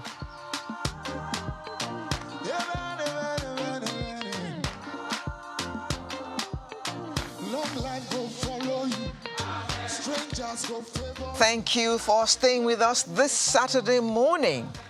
Problematic content online is what we're going to be looking at next. And what does that mean? I know that you get all kinds of things online. People are phishing, there are scams, all sorts. The good, the bad, and the ugly. Just go online. They're all there. But some of them are not exactly desirable. And we shall be getting an insight into this in a moment. Once I have introduced our guest, who is the Executive Director, Nigeria Network of NGOs, Oluseyi Oyebisi, who joins us from our studio in Abuja. Good morning.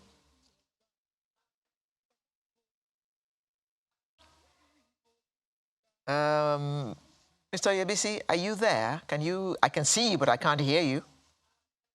Good morning. I cannot hear Mr. Oyebisi.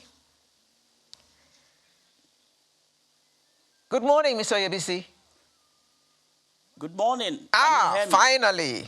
Finally, there you are. Excellent. Yes, I was just saying that there are all kinds of things online. The good is there, the bad is there, the ugly is there. And now we're talking about problematic content. Mr. Oyebisi, what is problematic content as far as you are concerned?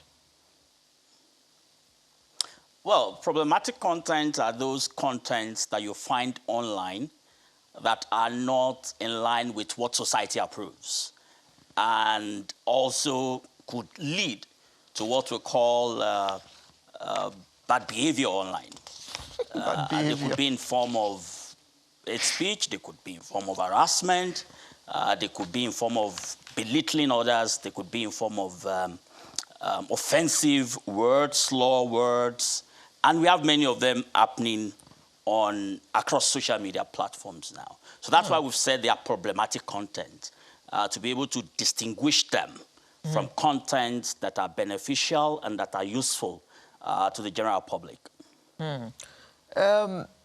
Is disinformation part of this problematic content? Both disinformation and misinformation? Absolutely, absolutely. And we also have others like fake news, like deep fakes, all right? We also have hate on politicians also happening at the moment. You have child sexual abuse happening. You're also seeing nudity and all of those on social media platforms. Plus also issues around fake accounts, all right, that is growing, and also misrepresentation. Mr. Oyebisi, please, I know that you must be a guru at this, but recall that you're talking to us mere mortals. You just used the word now, clickbait. What's that?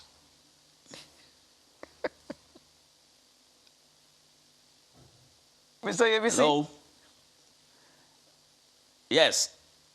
Can you go over that? Yes, I said, remember that you're talking to mere mortals. You just used the word now, the meaning of which I don't know. So I don't know about the viewers. What is clickbait? Okay, a layman analysis of clickbait would be that there's an online link that is sent to you, but that mirrors an organization or a brand that you already know. Or it could tell you that if you click this, you would have access to be able to win money or something. You would have access to a reward. Whereas the intent actually is for you to be able to click that link for you to get elsewhere. It could be to watch porn. It could be to have access to your data. It could be to also scam you, as it were. So in a layman, language, that is, what you get by clicking that. So it's a bait. Something is attached to it as a reward, as a bait for you to click it. Then once you access it, those at the back end are able to get whatever they need from you. Wow. Well, Mr. Oyebisi, now tell us how it is that brands get scammed. And I'm using the word scammed very loosely, via problematic content online. So, for example, let's take Channels TV, for instance. You find that there are some investments online now that would use Channels' brand identity for unsuspecting public to come over and invest. When you see Channels' logo there, you have some level of trust and some level of credibility that this might be something that is genuine. And then you then find out that at the end of the day, this is actually not the true picture of things. What this then means is that it puts a pressure on Channels TV itself to be able to quickly arrest this issue such that its own brand is not used in defrauding people, as it were, or unsuspecting public. And when you put it on a scale, there's a research I got involved in. CNN, BBC, and channels are some of the media brands that are used to, deceive unsuspecting public around some of these investment scams. What this then means is that, whether you like it or not, it puts a pressure on your own IT system or your own IT unit to now start looking at where is our brand being used negatively, and how do we quickly flag this and report this to social media platforms? Yes. So how can a brand do that? I mean, one has to keep a close tab on, you can't keep a close tab on everything online. Yes, you can't, but again, from experience, what we've seen, and this is why we keep saying problematic content is not, it's a complex issue. And it's an issue where we need a multi-stakeholder process or multi-stakeholder platform to address. Because you're also looking at those content and linking it to issues around freedom of expression and also privacy. And this then means that we must be able to identify the problem, define the problem commonly, look at a way where we can jointly address it. For a brand to ensure that its brand identity, look at what the DG, Corporate Commission, just said, that when there's traffic around a book, there will be piracy around that. Of course. So when there's traffic around a brand, you are already expecting that there will be some misinformation, there will be probably fake news around those bits, there would also be misrepresentation, there will be fake accounts created.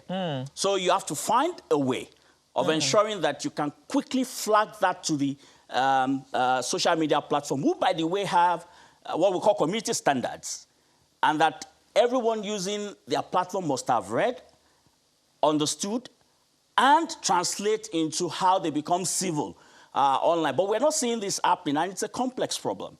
And I've said that we have to find that balance between protecting speech, which will be expression, and also ensuring we have that balance with also managing privacy online. So you then have to put resources, and this is why it becomes important for everybody to play their role, the media, government, civil society, citizens themselves, platforms, the legislature, all coming together, because it's a problem that we all must face and face jointly.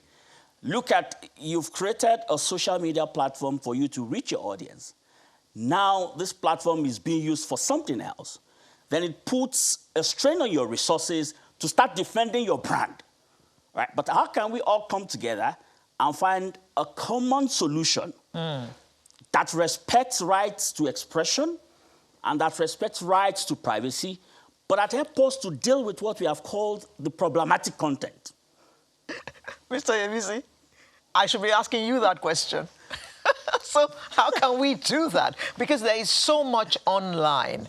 A case in point, for instance, is, you remember during COVID, when there was that, I don't know whether to call it disinformation or misinformation about 5G causing COVID and all that.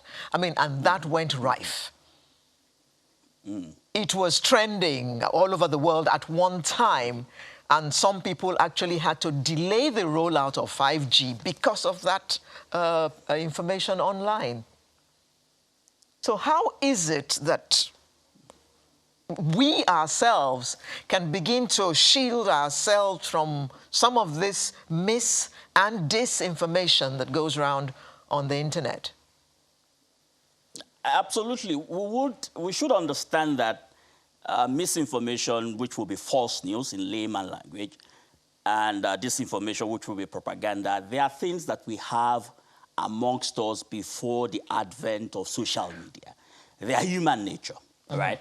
What has only happened is that Facebook has helped us to be able to connect more properly, and we've seen an increase in this kind of harmful behavior that has existed before now.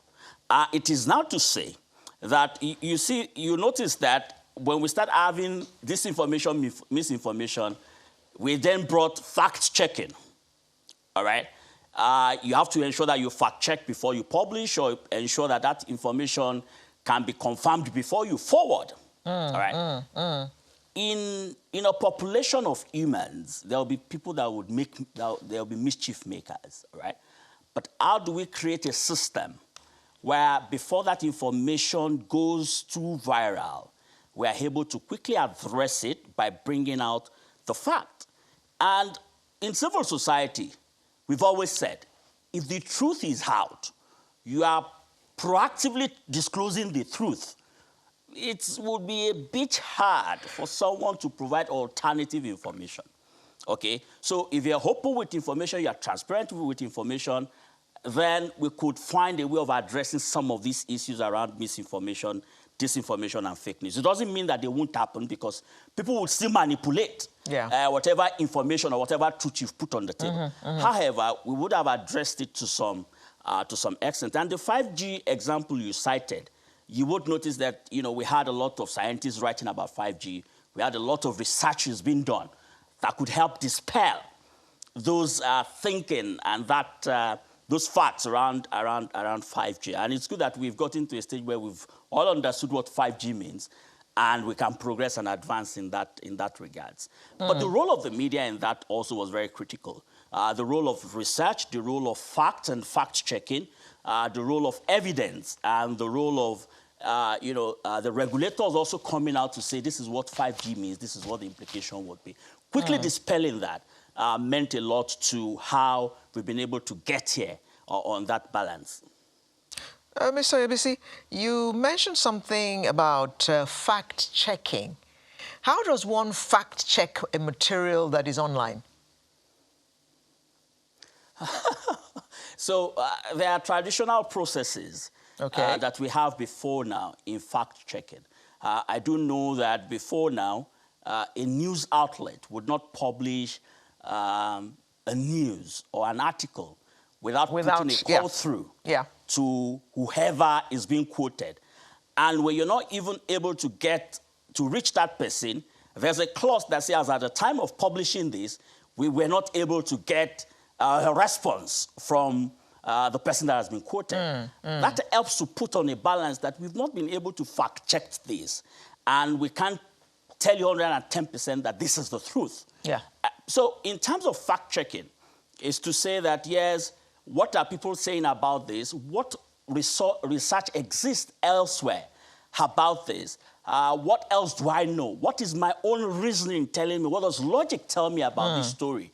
And before I share, can I confirm, beat my chest to say that if I share this information, it speaks, one, to my values, it speaks to what I know, it speaks to logic, it speaks to reason, and it speaks to other evidence that are out there that can justify whether this is the truth or whether it's fake news. So fact-checking itself is a process, all right, which is also time-consuming and requires a lot of investment. And that's why if those making use of social media platforms would be responsible at first to read the community standards and ensure that before they forward, they have thought about that information logically, reasonably, and they themselves can say, after sending it, I can defend it, then we would be in a situation where we would have reduced problematic content to some extent. These are political times, if you know what I mean, and we shall be seeing more than usual a lot of propaganda, most of which we're going to be getting online because we're heading towards an election year.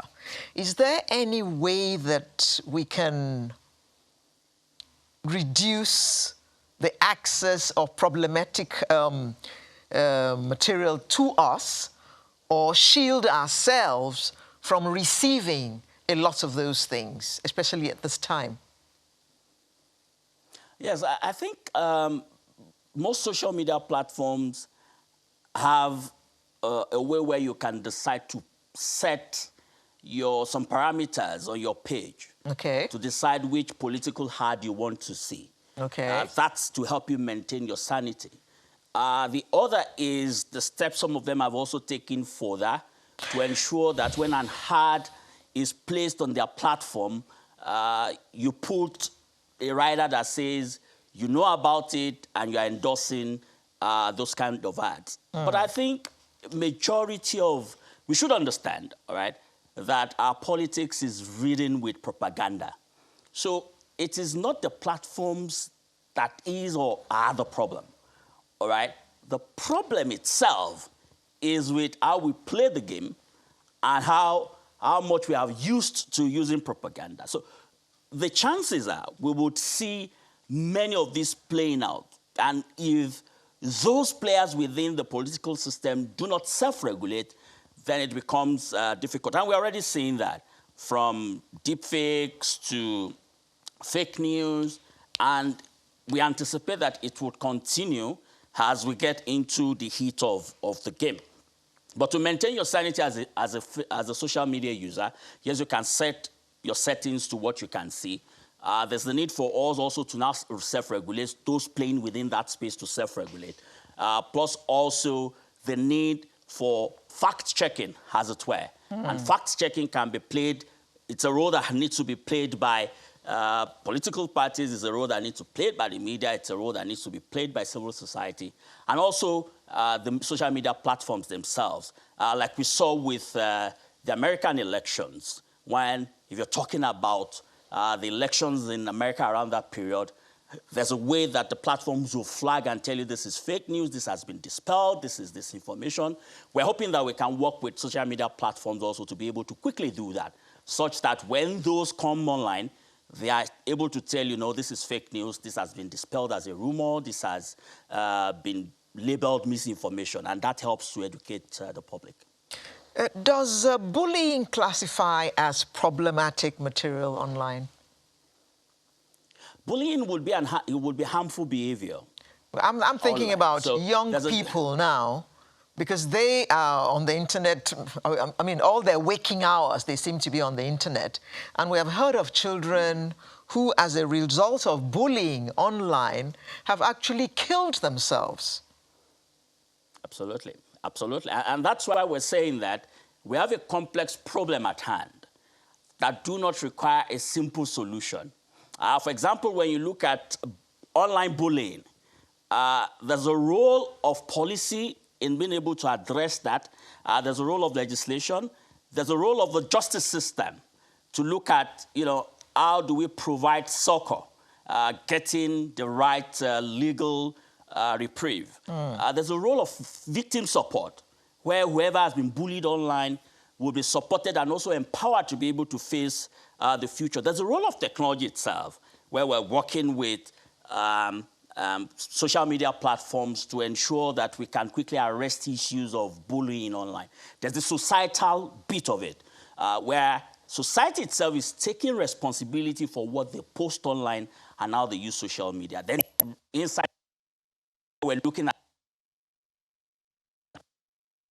and create conflict, violence, it can create harmful behaviors, and we find ways to address that. So it's a holistic approach that requires all of society. And that's why I keep mentioning that multi-stakeholder approach to this. We can't leave it to government alone. Like they say on the streets, all of us are chopping the breakfast. Each sector, even citizens, all have issues with what we term problematic content or harmful behavior online. And we must address that. But in addressing this, the emphasis is that we're not using it to muffle expression or to attack privacy of citizens online. Is there any way that parents can monitor and shut out the kind of materials that their children receive so that the children are not exposed to bullying? Is that possible at all? Yes, it is possible, but I'll tell you what. Behind majority of trends on social media platforms are problematic contents that are hidden behind those trends. And research from the work I'm doing has shown that if something is trending on a particular social media platform, the chances are you will see problematic content around pornography, child pornography happening there, or bullying or trolling. So whether you have done your best as a parent to block off some parts, the innocent child might just be looking at what is trending and following conversations. And you're scrolling, then you get into what is problematic content. Then you scroll further down, it's bullying. You scroll further down, it's harassment. So these days, you're not even sure anymore. The space is becoming toxic for even both adults and children. And that's why we need to quickly find mechanisms for addressing this in ways that bring sanity and civility to the use of that space, as it were. But again, the emphasis is that we target problematic content and harmful behavior using the metrics that I've provided as to what role does policy play here, what role does legislation play here, what role does the justice system play here, what role would victim support and empowerment play, what role would the society itself play, parental controls, media providing national and education awareness programs that can help us address many of these things. The role of research, and that has to be done within a multi-stakeholder process that includes social media platforms themselves, include government, include civil society, include citizens themselves, include the media, include the academia, because of the insight and the research we need to start generating for us to be able to properly address and situate this. ABC, from what you have said, I mean, the easy solution is just don't let your children go online. But that is impossible. So now you are restricting their space. What's the difference between yourself and whoever has banned Twitter? So you want to quickly find a simple solution to a complex problem. Do not let them go to the internet. But we live in a 21st century where majority of the things you do are internet-based, right? Yes, yes. Artificial intelligence, learning online, mind wide open, critical thinking, all of these are products that you can really get when you get online. Your research, further thinking, and all of that can be gotten online. So online itself is not a problem, all right? It's the humans that are using it for problematic content and harmful behavior. So when you say your child should not go online, your child then finishes university, and at the end of the day, he or she is not able to attach a document. He or she is not able to send an email. He or she is not able to get on social media and be able to interact and send his thoughts across the world or be able to market his products, all right? We would have to find a balance between the use and also some of the problems that we have now. Exactly. And it's very easy to say, let's just ban and let's just say children should not go online. But then we're not producing, we won't be producing children or a population that is educated and that is able to interact. We live in a global economy. And how we connect ourselves is through the internet. So we have to find a way of addressing problematic content and harmful behavior online. Is problematic content more problematic for adults or for children? It's problematic for all of us. Problematic for children, problematic for adults, problematic for government, problematic for civil society, problematic for media, problematic for all of us as humans. So, and that's why all of us must see it as a problem that needs to be addressed. And in addressing it, find that balance between addressing the problem and not muffling freedom to express my thoughts and my opinions, and not also attacking my privacy. Let's look briefly at the issue of fake news. Well, we were talking about disinformation and misinformation at the beginning, and I think some of that is fake news. Am I correct? Fake news so fake falls news into... comes with a different layer. Yeah. The layer is that information is produced and it mirrors what you would see in mainstream media. All right? So it's like someone saying a caption, all right, that mirrors how Channels Television, for instance, would write its headlines. Whereas everything that comes into it, it's all fake. I do not know, again, just to situate it, in Yoruba language, there's something we call Iroyin Eleje. All right? Oh, dear. We know it's lies. but this has been what we do before the advent of social media. So again, just trying to balance it, that some of these things have been with us. Social media is just that platform where we've been able to escalate it. So fake news, it's deliberate, it is manipulative, and it is developed in line with what you would see in mainstream media. So you probably might not be able to differentiate at times, except someone comes out to tell you the truth. And sometimes truth can be relative. Well, there was some legislation going on at one time in this country about how to punish those who disseminate fake news.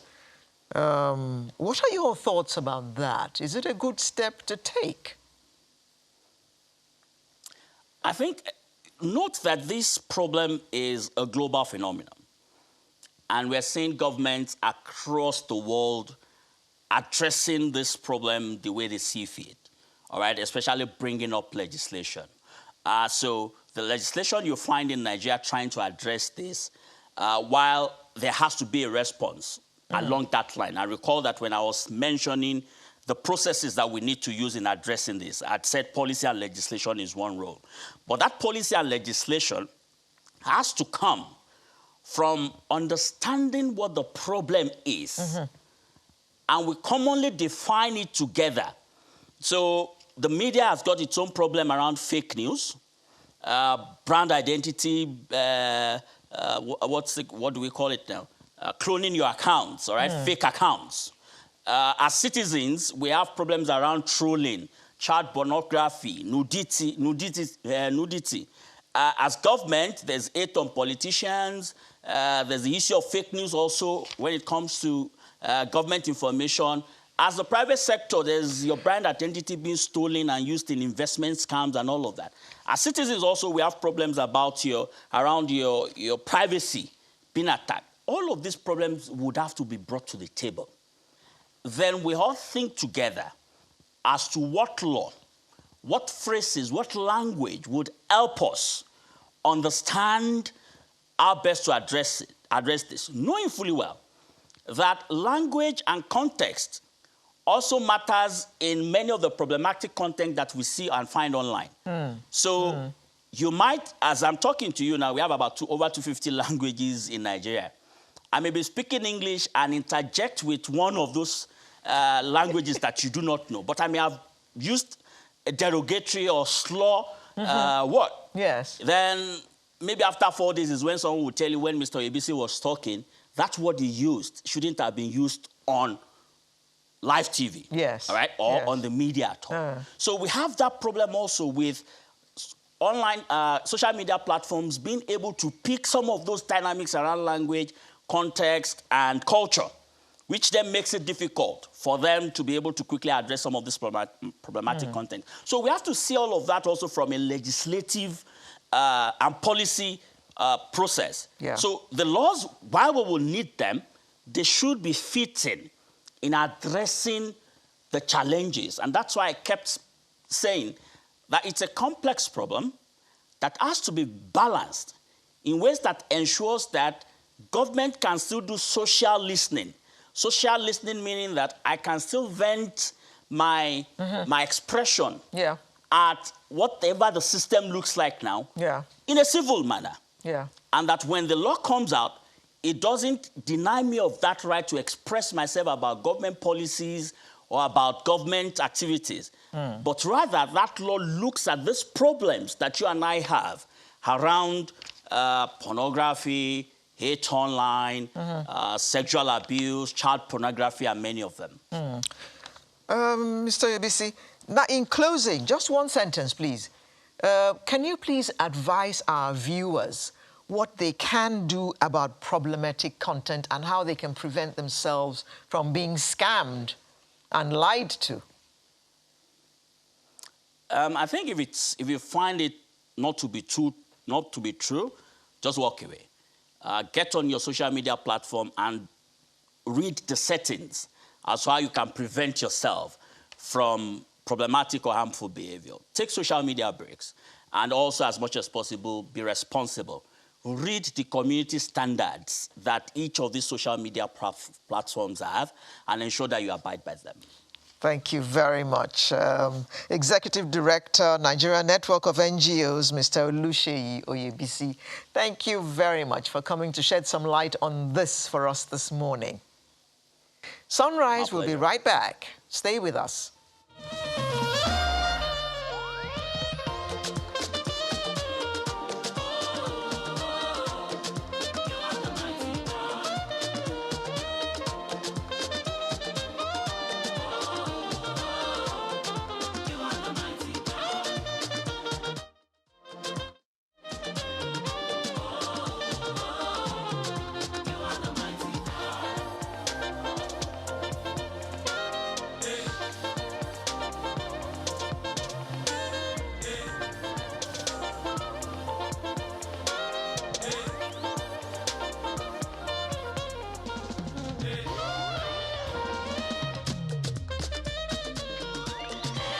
Thank you for staying with us. This morning we have a shout. We haven't had one in a long time.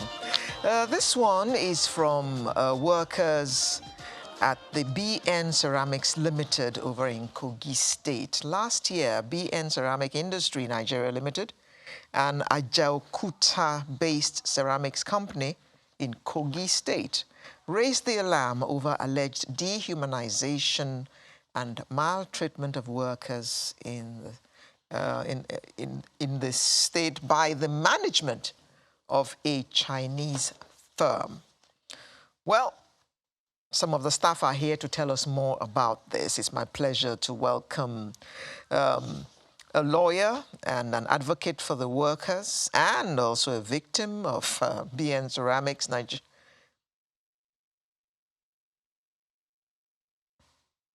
Mr. Oludotun Hassan, good morning. It's Oladotun. Okay, Oladotun Hassan. Thank you very much for coming. We also expect Barrister Ayo Ademiluyi to join us. And he's a lawyer to the dead victims. Oh, there's some dead people. Wow. Okay, Mr. Hassan. Mr. Hassan, yes, what exactly happened? Well, it's a recurrent decimal when you look at the kind of scenario we are being confronted with as Nigerians, especially considering the working conditions workers are subjected to. And a scenario happened in the BN Ceramic, located in Ajaokuta area of Kogi State. And it's been an unresolved issue since sometime, let's say since 2009 down to when we intervened around 2021. 2009? Yes, because a That's serial... 13, 14 years? Yes, a serial similar occurrences has been going on and there have not been solutions. So when we What are these occurrences? Yes, the dehumanization of workers in that company. How do you by mean? the Chinese firm, by the Chinese management, led by their managing director and their human resource manager, who is the Mr. Salih Mohammed. We met with them because there was a complaint. Even one of the scenarios that led us Please pause. Salih Mohammed is a Nigerian. Yes, a Nigerian. And he's joining in this dehumanization. Yes, he's even the lead corporate in that scenario because they shot one of the staff with a gun. Shot? Yes. There was an admittance Did of he that. steal? No. Did he kill? Just because they are black, just because they are workers. And No. yes. Mr. Hassan, you can't say just because they're workers. Yeah. Just because you're working in a firm, your boss picks up a gun and shoots you. I have a video of that, which I sent to one of your staff to show it when the same Salih Mohammed admitted that they actually shot that staff. So, and that was what led us into this premises. When we got there, we saw the whole premises whereby workers' limbs were being cut, their fingers, and a lot of For what maltreatment. offenses, please? No, because it's a factory. The conditions whereby that factory subject their workers is really obnoxious. And for that purpose, we agitated that, come, you cannot be in a country and subject our people to this kind of shenanigans and slavery. And there's no water, there is no proper clinic, there is no clinic at all. We went to look at their records, and we saw a lot of victims' names almost on a weekly basis. Limbs are cut, and immediately you have that injury, you are meant to fend for yourself, to treat yourself. And if you are, by the time you are treating yourself, they sack the workers. So on our Mr. own Hassan, part, yes. are limbs caught Yes. in the course of the work that they do? In the course of working in that factory, the entire, even aside from that, there were scenarios of sexual abuse at the same time. The female staffs are subjected to rape by this same Chinese management, and we were there live. Even channels covered it live when we were there. Your correspondence was there live. So we are not too over sensationalizing this matter. It's just a reality that is going on in our country. And as a lawyer, we looked at this issue at a particular point in time. During the course of it, we wrote the government of Kogi State, and we met with the chief of staff represented the governor. At that meeting, the management was represented by the same Salih Mohammed. The MD was nowhere to be found. And we were believing that aftermath of that meeting, there will be changes by compensating the injured victims. The dead victims, over 5 in their numbers, were as a result of the negligence of that same company, wherein they admitted. But we now ask, what about the records of compensation? Where is the insurance? How do you employ these staff? So you just employ them on the road and throw them out without any... Mr. Hassan, isn't there a ministry supposed to oversee factories and make sure that they're set up in line with... Yes, there is. We wrote the Honorable Minister for Labour and Employment, and we've been on their petition, and we wrote them a petition, and as at last week, we contacted the link person who called us from the ministry that for over a year, nothing meaningful is done. It's as if lives of Nigeria is meaningless to the government. So as at date, we are using this medium to call Mr. President himself, because in as much as we want foreign direct investment, in as much as we want productivity and employment of our citizens, it shouldn't be an albatross for them to be subjected to abject slavery in their own land without adequate monitoring by government, because there is a Factory Act which empowers the government to oversee the daily and up-to-date provisions of workers' welfare. And these are areas we are now calling all the necessary government agencies to come in rescue of the people. Unfortunately, while we are confronting these people, we went to the Public Complaint Commission, we went to the National Human Rights, we wrote a lot of series of petitions. But unfortunately, instead of these companies to be remorseful, they go about threatening us that are even fighting, with receiving threat calls, putting our names into the police, even recently.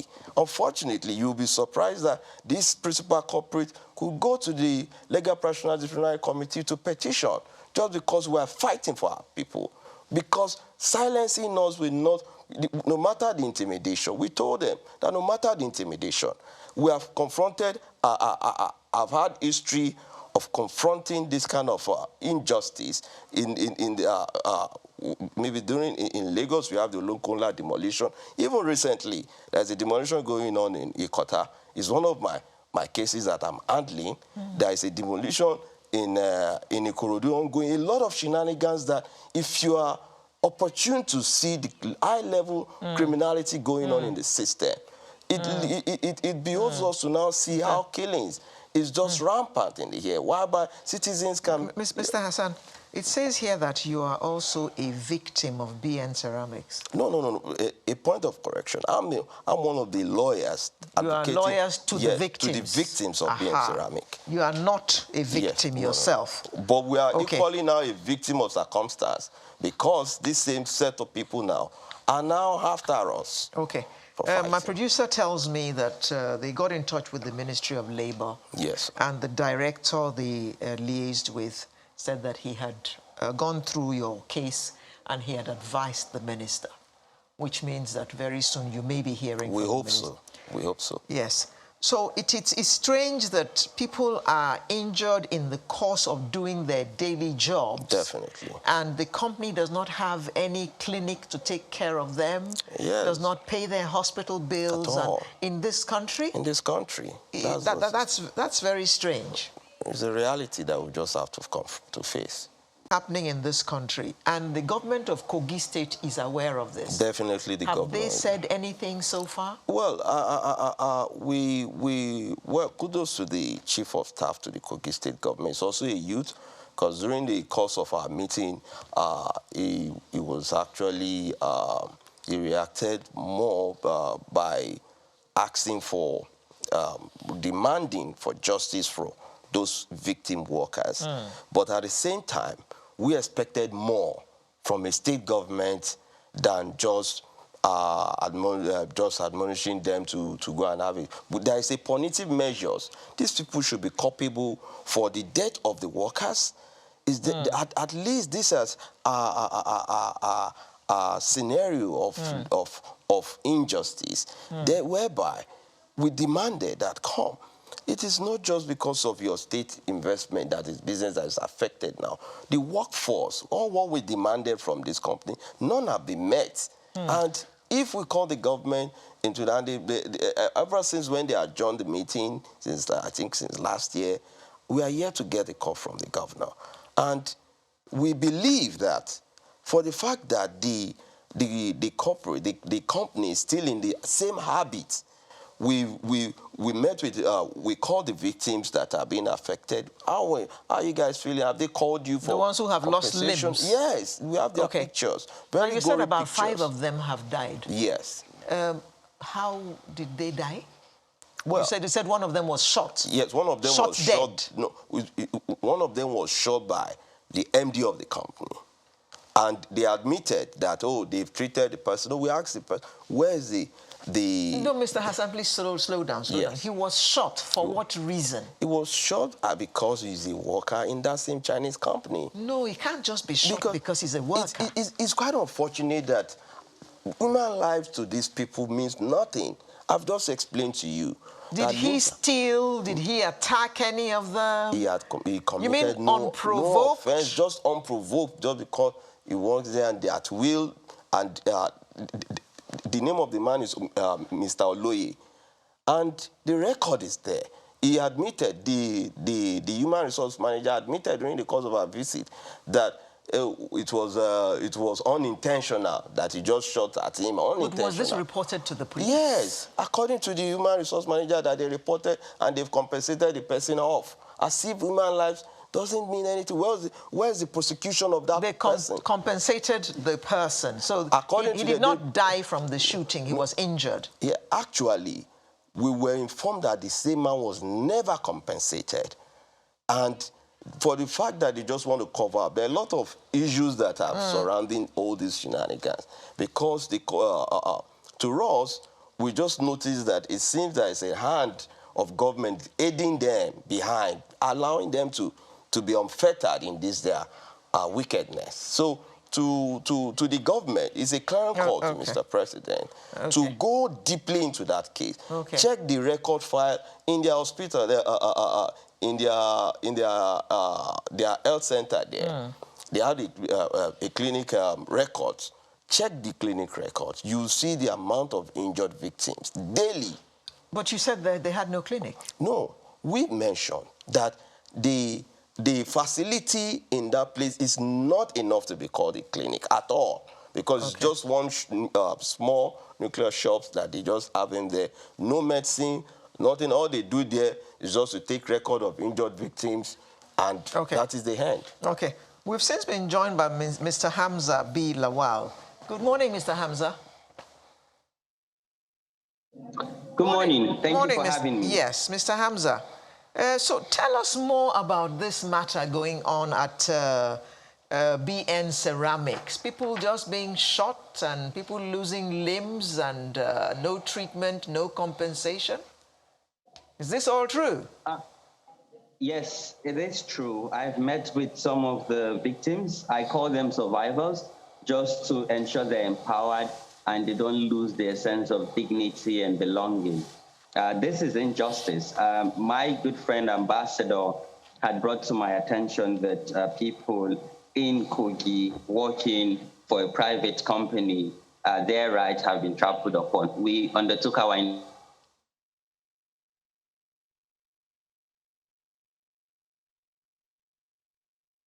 Oh dear.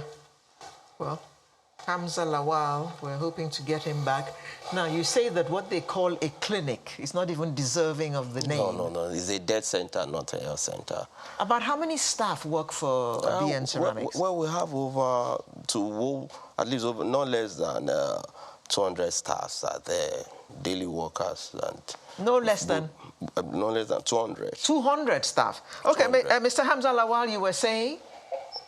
Yes, I was saying that we reported this case to the National Complaints Commission. An investigative panel was set up. Mm-hmm. We had public hearings, but the Kogi state government came in and tried to mediate this crisis. So they brought BM Ceramic, they brought civil society, they brought the media and brought legal practitioners.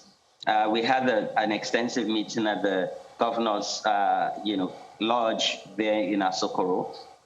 And in this meeting, it was clear that, violations have been made, human rights violations have been made, labor laws have, been breached. And from that conversation, there was some sort of agreement. And I think it's important to commend His Excellency Governor Yaya Bello, through his chief of staff, sent that high-level representative to mediate between the aggrieved party, the company, and provide solace, and also listening to civil society and thought leaders. And I think it's also important to note that this company actually sued some civil society organization to try to get the judiciary to back them up. And it's really sad and unfortunate. That is the situation. Today we have people who are breadwinners of their family, who cannot, do their 9-to-5 job and fed for their families. And all we're saying as civil society leaders is, can you ensure justice? Provide them with compensation. Ensure that at least they can live a dignified life. Their children can actually access quality and timely education. They can pay for their health care needs and survive with the little compensation they have. We thought that, we can actually undertake the judiciary process and we can all go to court. But this is about life. This is about survival. And so for me, again, it shows that there's a gap, that our regulators are not even watching over people you've given licenses, people that have been registered under the Nigerian law, people that have licenses to mine, people who have employed Nigeria's vast labor. There's lack of oversight and regulation. That is why we're having this injustice, and the rights of people who are meant to be dignified and protected are being trampled upon. I think we should hold our government to account.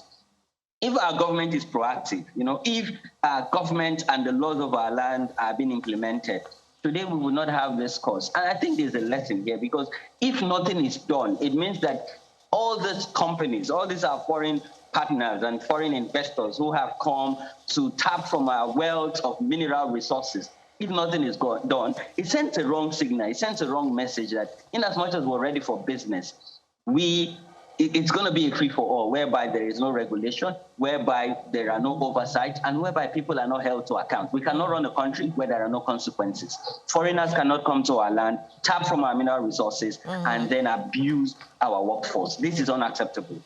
I do agree with you on that one. But Mr. Lawal, we were told that there is a little place there that is used as a clinic, which is not even worthy to be called the name. Have you been to the factory site yourself? Yes, I have done a study at the site. I have seen the very toxic work environment, very unconducive work environment. In some cases, there are no water. You work in a company, you can't even provide potable drinking water. People want to use restroom during work hours, and they're dehumanized and not allowed to even go and eat themselves or use the bathroom. You know, you say you have a clinic. The clinic cannot even fed for this stuff. You know, you're a company that is using our resources to extract tiles. Someone cut their limb or their finger. The clinic can only provide first aid. You know, these people are supposed to be catered for at a general hospital or even a specialist hospital, some of which are even supposed to be taken abroad and given proper health care. You know, losing a part of your body, you know, that we know this, it would also affect their mental health. So again, we're saying that as much as you're doing businesses in Nigeria, it is important that the labor laws are adhered to. It is also important that our regulators are ensuring proper oversight. Even if when you speak, I hope Channel TV can speak, you know, to the Human Rights Commission and the Public Complaint Commission that we've taken this case to. They visited these facilities. They went as far as Lokoja, visited these facilities. In short, let me even tell you something that this company did. When His Excellency, the Executive Governor of Kogi State, Yaya Bello, invited the MD of this company, he did not show up for a dialogue meeting between civil society and the Agric Party. He didn't show up. He sent a representative, and he promised that when he returned to Nigeria, he was going to show up. I was almost writing to the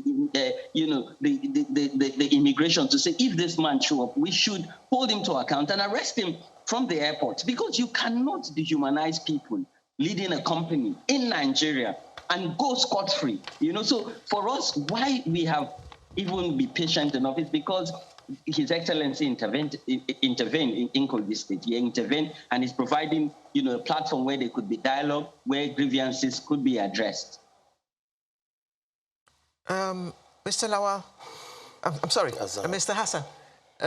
I've just been told that the company claims that they have social insurance for the workers. Well, all this is just a lie. National insurance. Because if you have an insurance, your premium, your staff, immediately that is, we have victims here. You can overhead what we are saying here. The issue at hand is about the injustice, intentional injustice.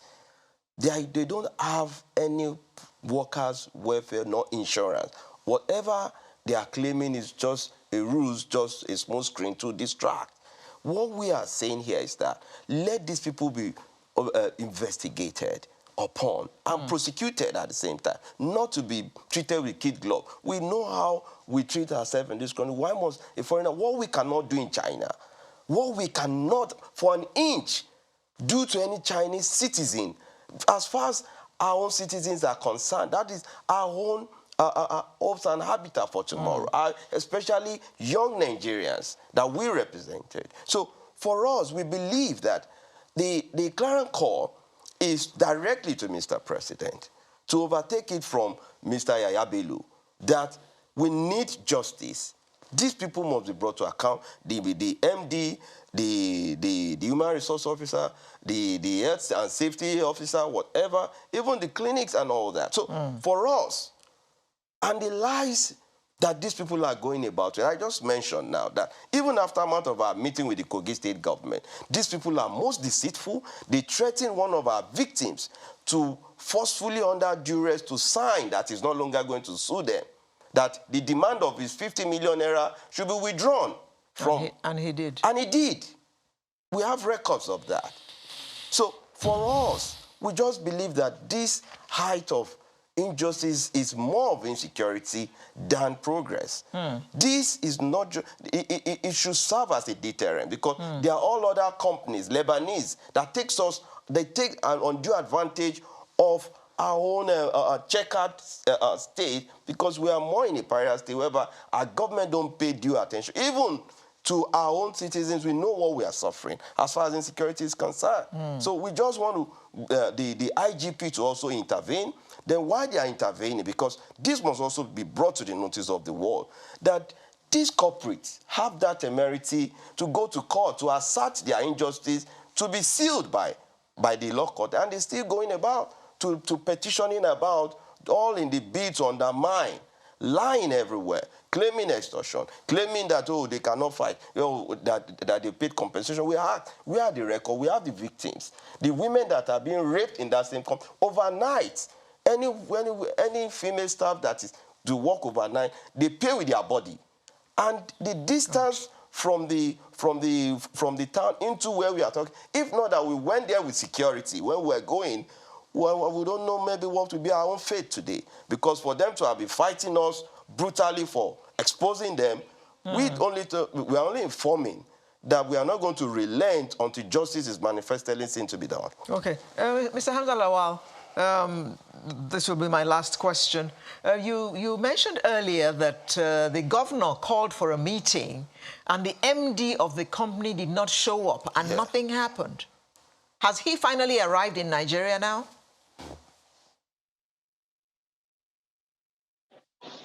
We're not sure and we're not aware if he's back in Nigeria. And I think that the Nigerian government and our authorities need to write the company again and compel the managing director to show up and also answer a very important question. And I think it's important that I mention this. There's also a case of abuse and molestation, where one of the foreign experts tried to abuse a young lady who was a staff in the company. We even have evidence of the recording of what transpired, and this has also been submitted to the National Complaints Commission and the Human Rights Commission. And we can make this available to our media friends at Channels Television. There's a lot that this company have done, and we must hold them to account, and we must seek redress, and justice must be done. I am confident that the executive governor of Kogi State would rise to the occasion and send another letter to the MD, inviting the MD. And I also think that the embassy, the representative of the country where this company is from, should also be invited, to also ensure that diplomatically they represent, international labor laws that their country and my country have signed up to. Okay. Well, we're very sorry to hear this, and we wish you all the best in your struggles to see that the victims get redress as is due them. And we do hope, like Hamzat Lawal has said, that the executive governor of His Excellency Yahaya Bello will rise up and take up this case and ensure that those victims will be treated like human beings. Thank you very much. Mr. Oladotun Hassan, lawyer to the workers at BN Ceramics, as well as Hamzat B. Lawal, who joined us virtually. Thank you very much. And all I will say is thank you for fighting for the rights of Nigerians. Thank you. And good luck in your fight. Thank you very much, and good also Channels TV. Okay, then, we shall be back in just a moment with the home stretch. I am beginning to...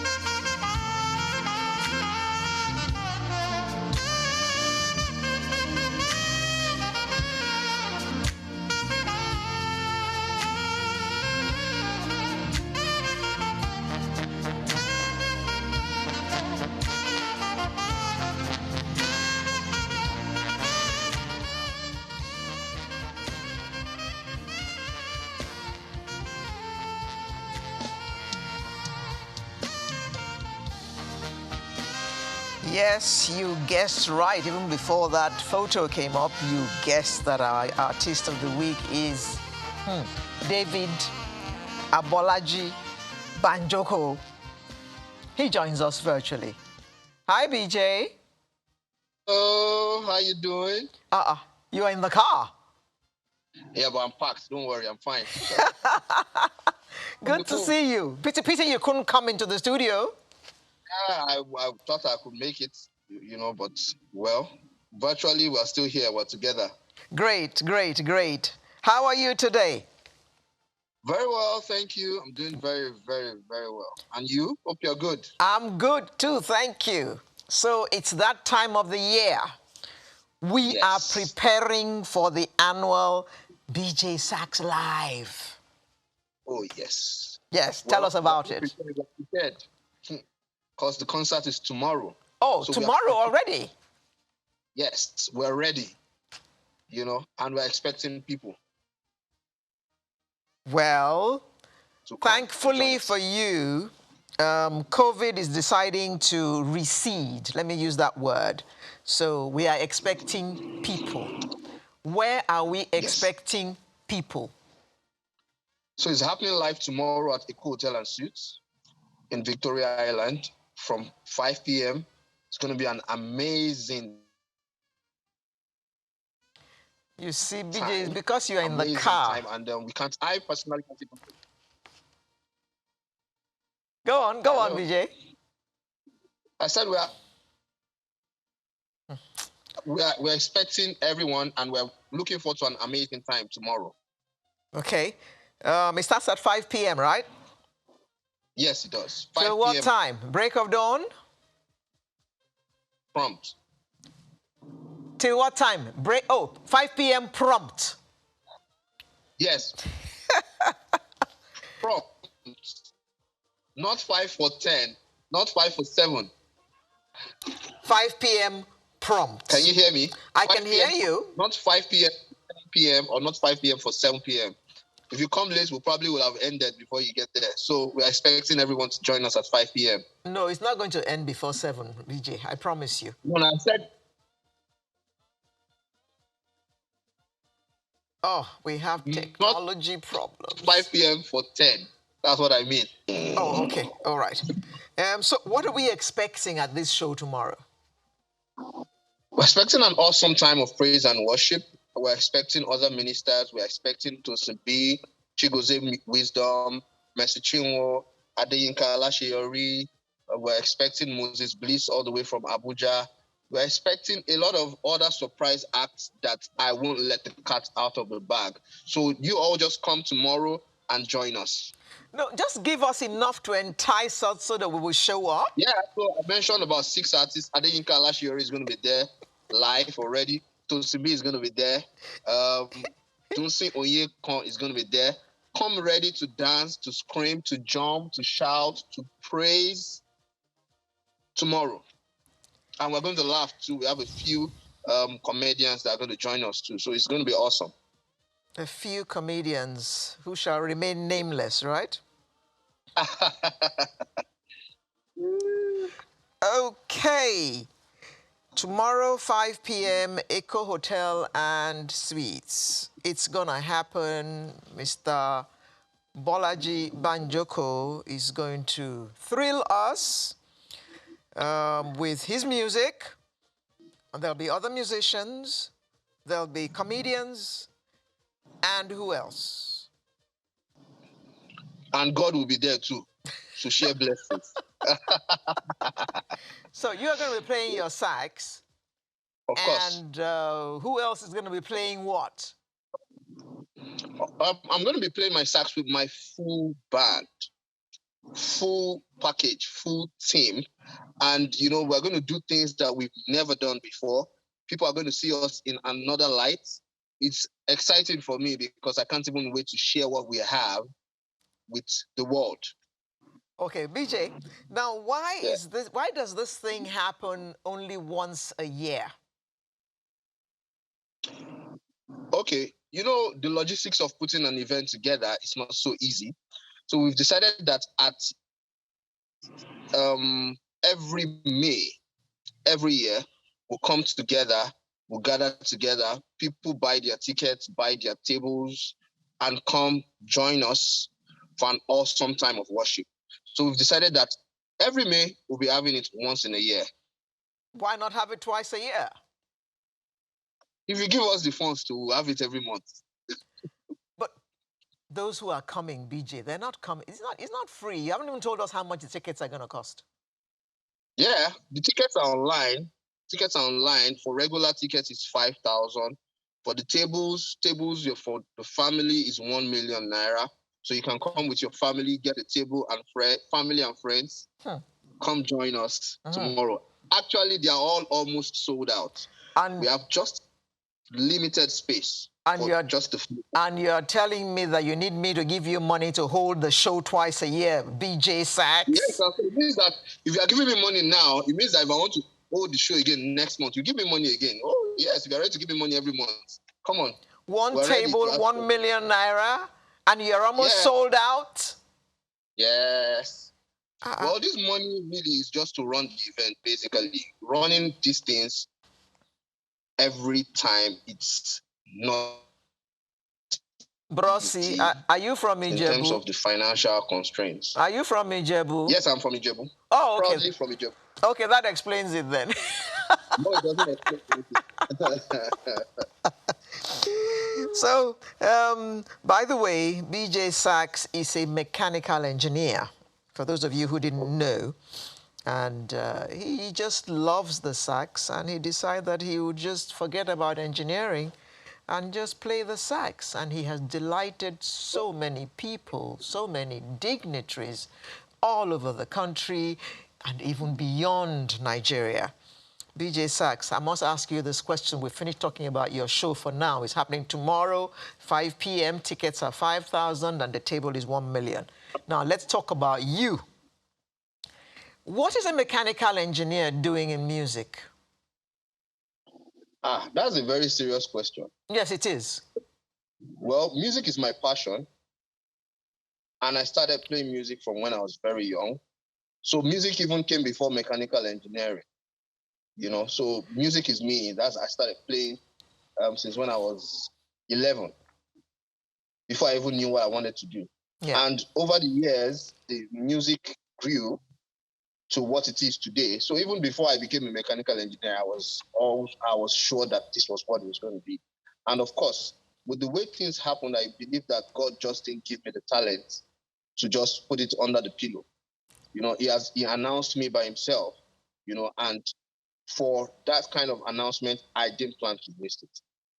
So why didn't you just go and study music?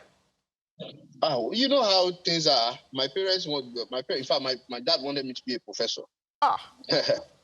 Professor? Yes, a professor. A professor of music?